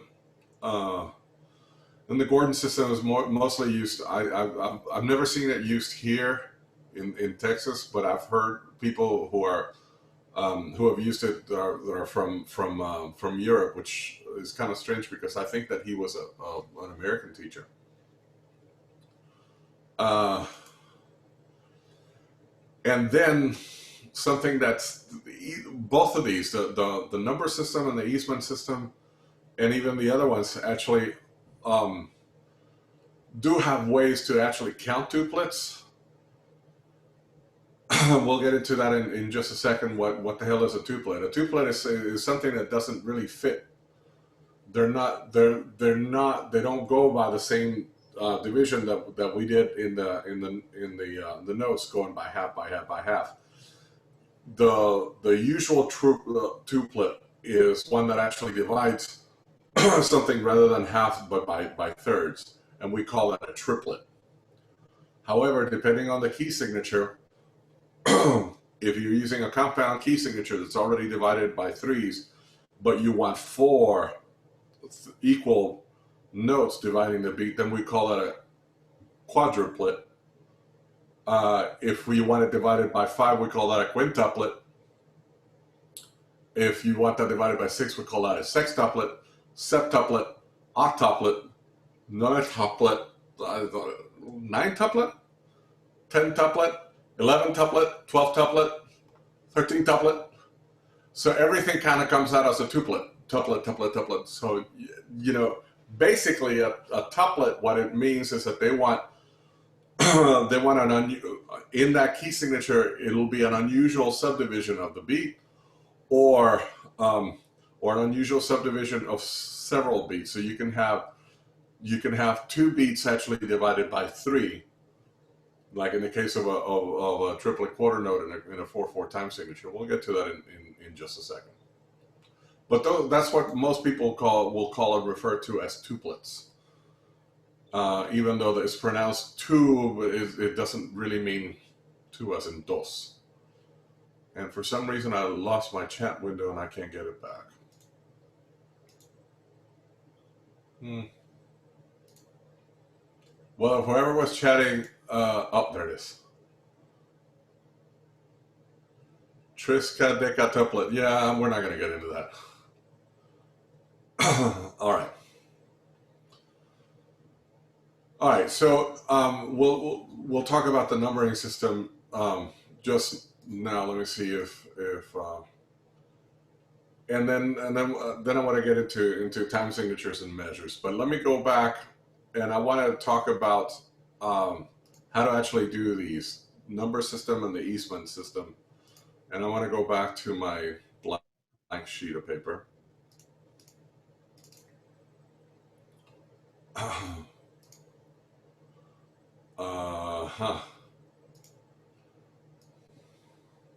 Get rid of all this junk.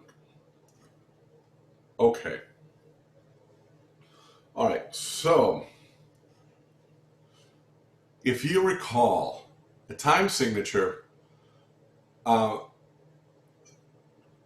will have two numbers to it. It'll have a top number, and let's just kind of say that most people walk on two legs, so we'll just call this a 2, just to begin with. We'll call this a 2, and let's make a quarter note be the division of the beat.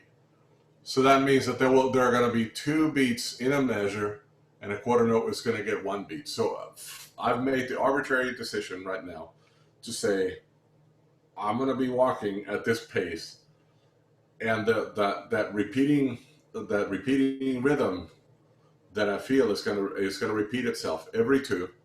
That pulse is going to repeat every 2, and so that's how I'm going to measure my time.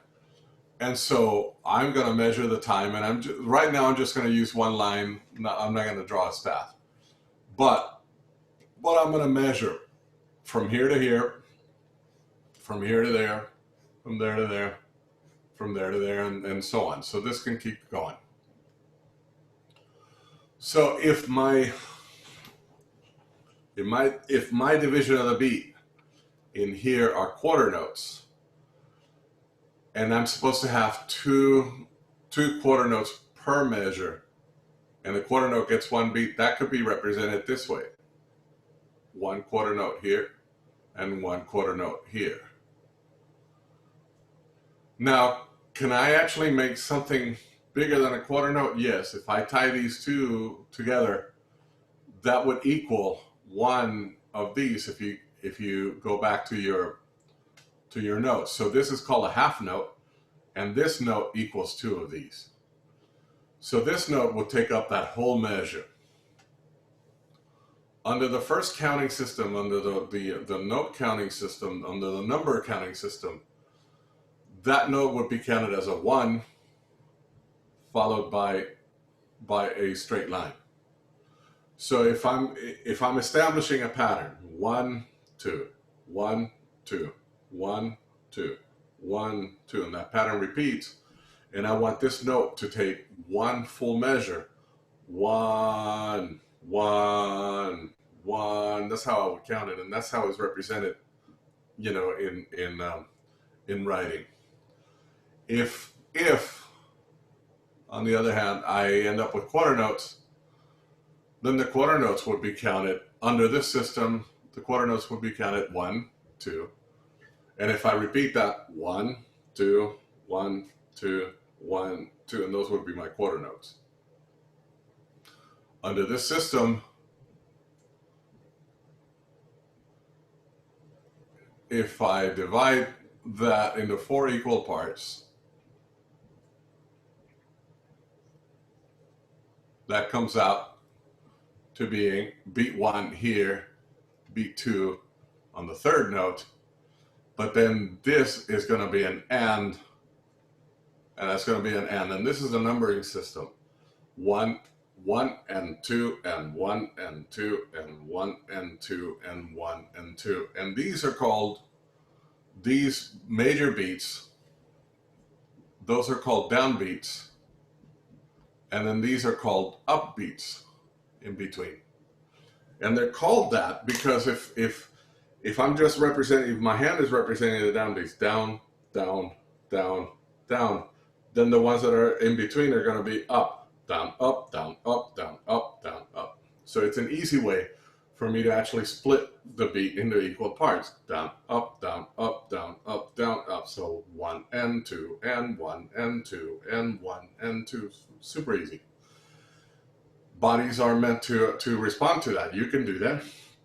As you're walking, when you're walking, you're putting down your feet, walk, walk, walk, walk.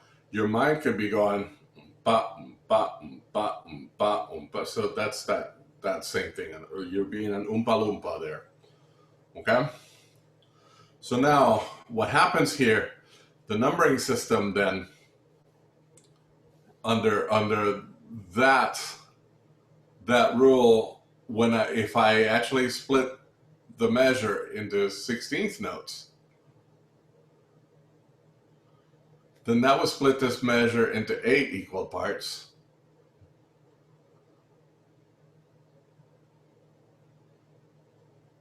And so let's look at what how that happens under the numbering system. So this remains the 1, this remains the 2, this remains the and that remains the and, because that splits the measure into 4 equal parts. But then this is an E, and that's an A, and that's an E, and that's an A. And under this system, then the second 16th note of the beat is referred to as the E of 1. And the fourth 16th note of each beat is referred to as the A of 1. So what comes out, if I count that system slowly, is a 1E and a 2E and a 3E and a 4, or in this case 1E and a 2E and a 1E and a 2E and a 1E and a 2E and a. So I'm dividing it into 4. 1, 2, 3, 4, 1, 2, 3, 4, 1, 2, 3, 4. But I'm using that system, signifying every time that my hand comes down. 1, 2, 1, 2. Every time that my hand goes down and up, 1 and 2 and 1 and 2 and then in betweens, 1E and a 2E and a 1E and a 2E and that's this counting system, which makes perfect sense when number one, if you're an English speaker, that makes sense, and this is really a system that most of us learn as children, at least in this culture. This is the counting system that we use. This is called the numbering system. Once again, I lost my chat thing. Let's see. Oh, there it is. All right, so.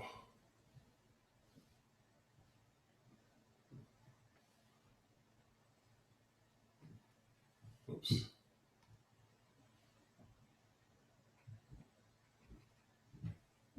Why is that nuts?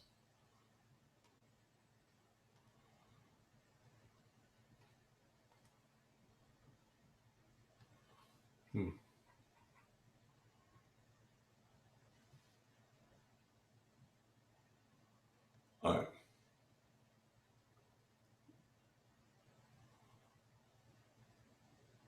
Oh, I know why. I know why. Using the wrong eraser, guys. Sorry.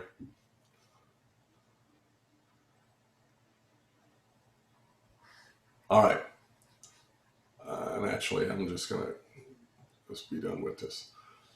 So that, in a nutshell, that's kind of the number system, which is actually the between the number and the Eastman system. It's really not there's really not that a whole lot of difference. I'm going to use another time signature here, just because this one will explain it a little bit better. I choose 4/4, which is the most common one. Matter of fact, it's so common that in some pieces of music you'll just see that as a C, and the C will stand for common time, which is this one, the most common time signature that we have.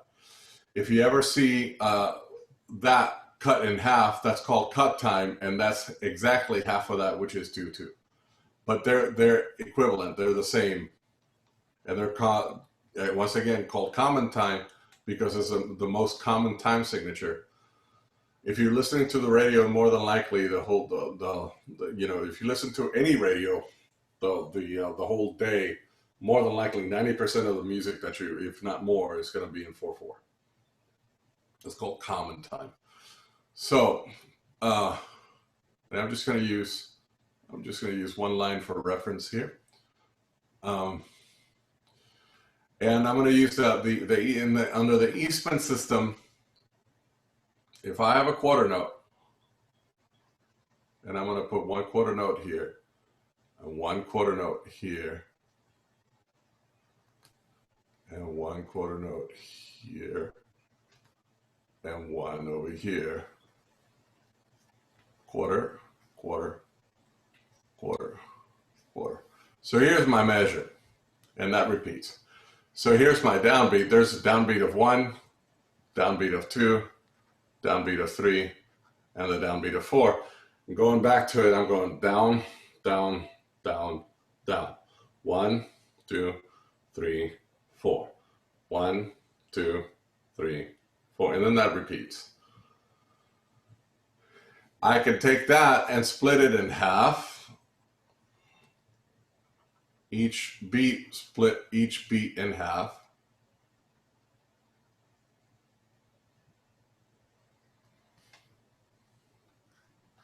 And these come out to be eighth notes.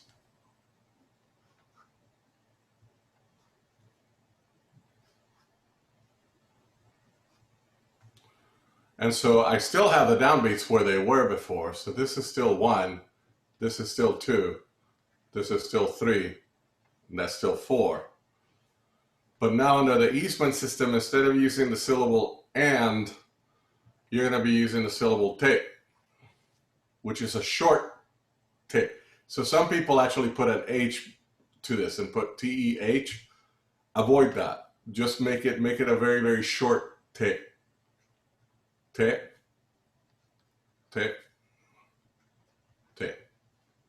So now, can you say, well, Robert, I can count that like 1 te, 2 te, 3 te, 4 te, 1 te. I can make whatever rhythm it is. Yeah, but where it counts is for you to actually keep the pulse of 4, 1, 2, 3, 4, 1, 2, 3, 4, and put the te exactly in between. 1 te, 2 te, 3 te, 4 te, 1 te, 2 te, 3 te, 4 te.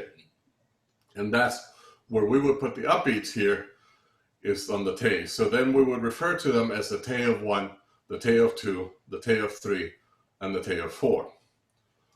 Or if you've read the Tao of Pooh, meaning the Pooh Bear, which is a great book, by the way, Winnie the Pooh. Is about Taoism and Winnie the Pooh. It has a companion book called The Te of Piglet, which is this one, The Te of Piglet. 1 te, 2 te, 3 te, 4 te, 1 te, 2 te, 3 te, 4 te. So those are going to be the upbeats.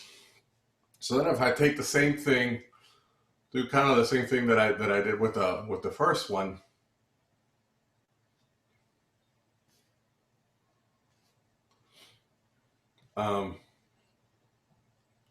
And then just divide these further, half of a half, and then half of a half, and then half of a half, and half of a half, and half of a half, and do it again, and give them 2 flags.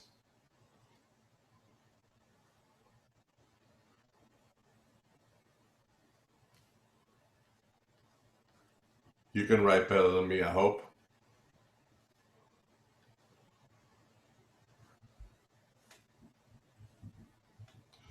Then these actually become ta, which I had a bit of a hard time when I was learning this, because I was learning this when I was much younger, and I was really, really immature. And in Spanish, the TE followed by a TA is not a really good thing to be saying.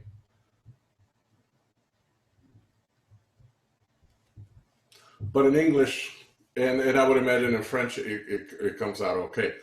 And as a brass player, this has a huge advantage over the counting system, over the number system.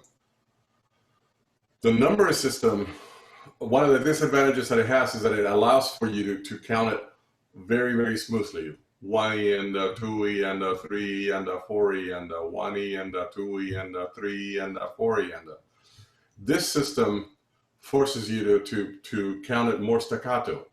1 ta theta, 2 ta theta, 3 ta theta, 4 ta theta, 1 ta theta, 2 ta theta, 3 ta theta, 4 ta theta. And so as a brass player or as a wind player, this system turns out to be a little bit better when you're actually trying to play things that are short and detached. And the other one tends to be a little bit better when you're playing more lyrical or slurred notes. So each one of these has their advantages. So, but look at what happens here. If I have a rhythm, this thing with the cut time is actually quite confusing. So I can have then a combined rhythm of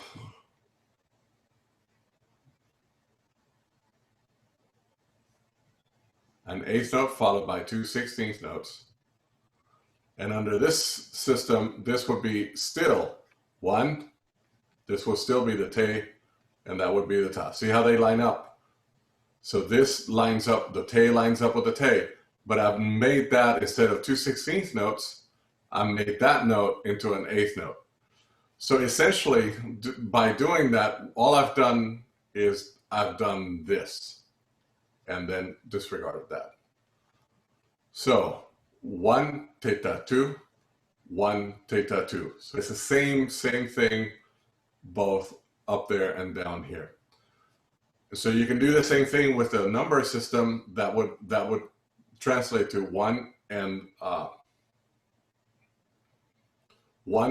2, or 1 theta 2. It comes out the same rhythm, but you use the different syllables for each one of them.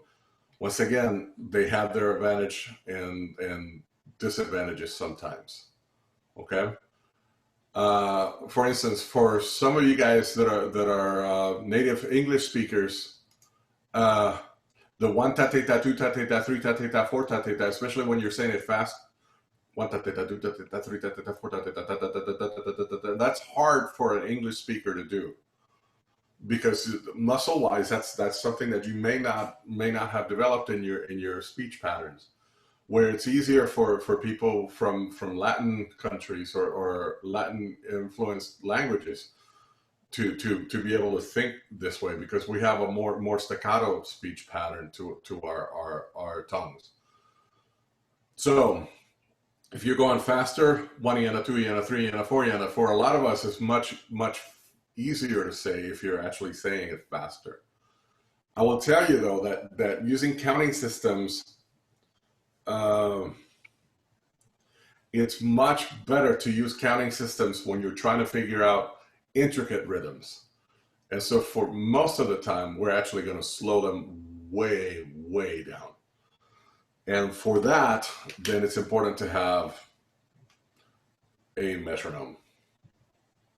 Yes, I said it. It's the M word. Yeah, you don't like it. I can tell already. I can see it. I can see it. It's the seething hatred that people have for these things. You know, matter of fact, this is my metronome, and I can tell you want to destroy it. You can't have it. This is my metronome. But the thing with these guys is that they can actually do some of the work for you. This one in particular can actually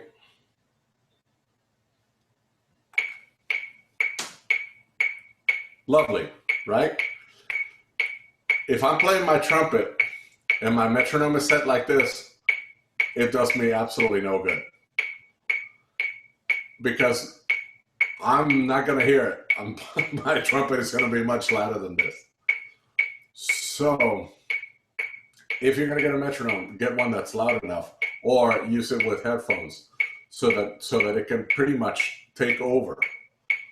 So you can hear yourself play, but you hear yourself play in the background because what's going to take the most importance here is going to be this guy.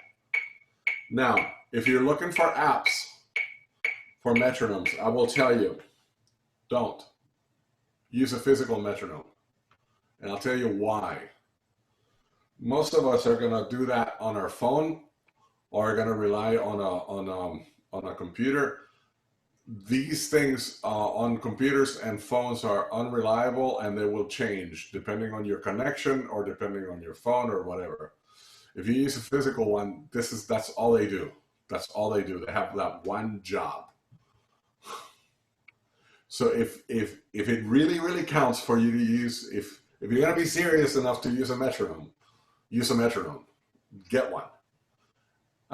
You don't have to get an expensive one, but if you're going to be looking for one, my suggestion is to look for one that actually does this. Like this one, if I have it on a particular time signature, let's say that the time signature that I used at the beginning was in 2. 1, 2, 1, 2, 1, 2, 1. See? This does that for me, kind of. Let's say that I wanted it in 8th notes.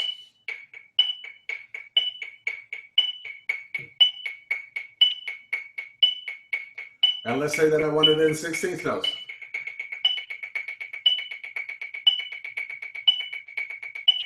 Now, it would be somewhat ridiculous for me to actually work something out the first time like that. But I will tell you that if you're working on either an etude or a concerto or something like that, or you know, a longer piece of music, to actually have something like this going in the subdivision of the beat, it helps so much that you'll end up saving time rather than wasting a bunch of time. So there's a method to actually using a metronome that if you're actually methodical about it, at first you're going to say, man, that's going to take me a long time. But when you actually tally up the amount of time that you use, it's going to be a fraction of what you would have done on your own, and it's going to be right. So I will tell you, you don't have to get this one, but if you're going to get a metronome, get one that works, and that's all that it does is its job. Okay. All right. The method to actually use a metronome is to isolate the rhythms that you want to discover. Like what we were doing right now was counting 1, 2, 3, 4. If that was going too fast for you, I will turn on a metronome here, and I will just kind of put it on the division of the beat. Whatever time signature it is, I was using a time signature of 4. That means 2, 3, 4, 1, 2, 3, 4. That's what it wants me to do. But I'm saying, that's really too fast. All right, I'm gonna slow it down a bit. Okay. So you start there and you start going, okay, that's my division of the beat. 3, 4, 1, 2, 3, 4, 1, 2, 3, 4. All right. Then you start doing your counting. If that time is too fast for what you're doing, then you're too fast. Then you slow it down, and that will be your starting tempo. So I'm playing something that's very, very difficult, and that time was too fast. So I slow it down. Sometimes to a ridiculous time. And you're saying, I would never play that at that slow. Well, of course not. Your end tempo is a different one. But your starting tempo should typically be half of what your ending one would be. So go to the ridiculous and actually make it exact and really, really focus on that. When you have it at that speed, and you can play it right to your satisfaction 5 times out of 5, that means that if you get to the 4th time and you play it wrong, you start counting back to 1. When you get it 5 times out of 5, then move up the speed about 5 clicks and repeat the process. 5 times out of 5, move it up again, and move it up again, and move it up again. In almost anything that you want to practice, in less than 20 minutes, you'll have that passage done, put away, repeated, and almost memorized. However, if you fail to do that, what happens especially if you're working on an etude or a short piece or something like that, what tends to happen is that you end up wasting time playing the stuff that you can play, and then you get to the part that you can't play, and then you start over at the beginning playing the stuff that you can play already. That's a huge waste of time, and it's not going to get better, and you're always going to be bumping your head against the wall. So you isolate that 1 or 2 measures and you put them in a ridiculous time, half the time that you would, and you work it out at a ridiculous pace, and you're methodical about bringing it up to speed. That's how metronomes work, and that's the method. The problem is that a lot of us have never actually worked on our instruments that way.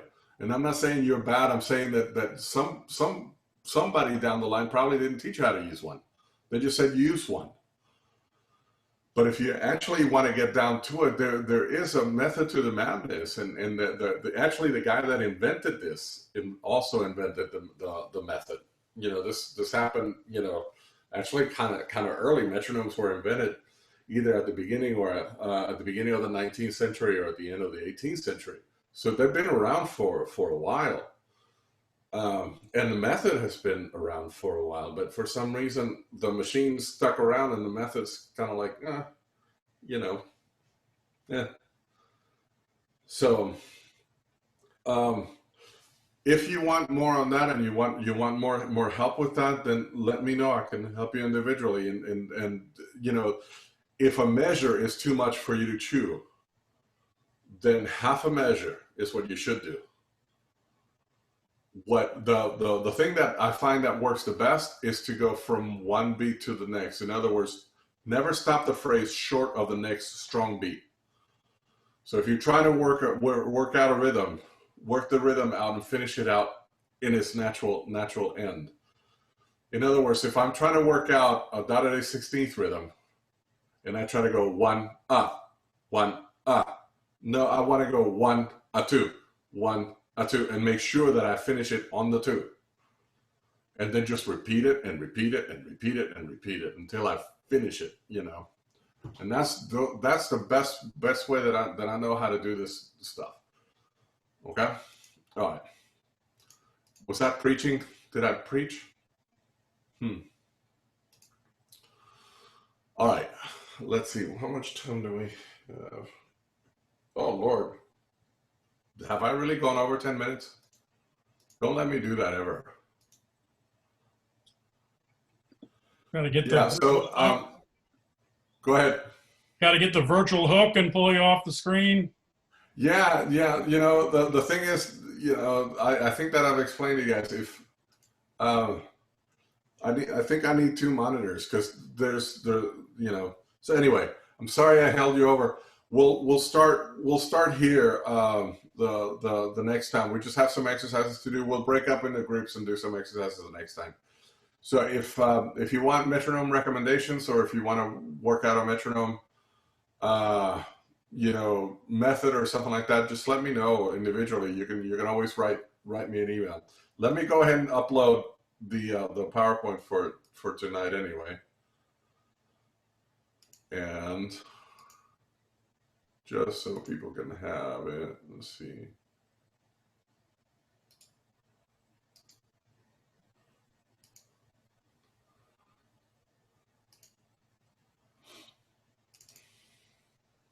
ACWE.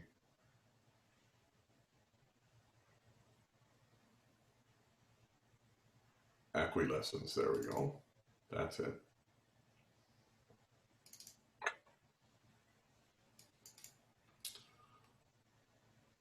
There it is.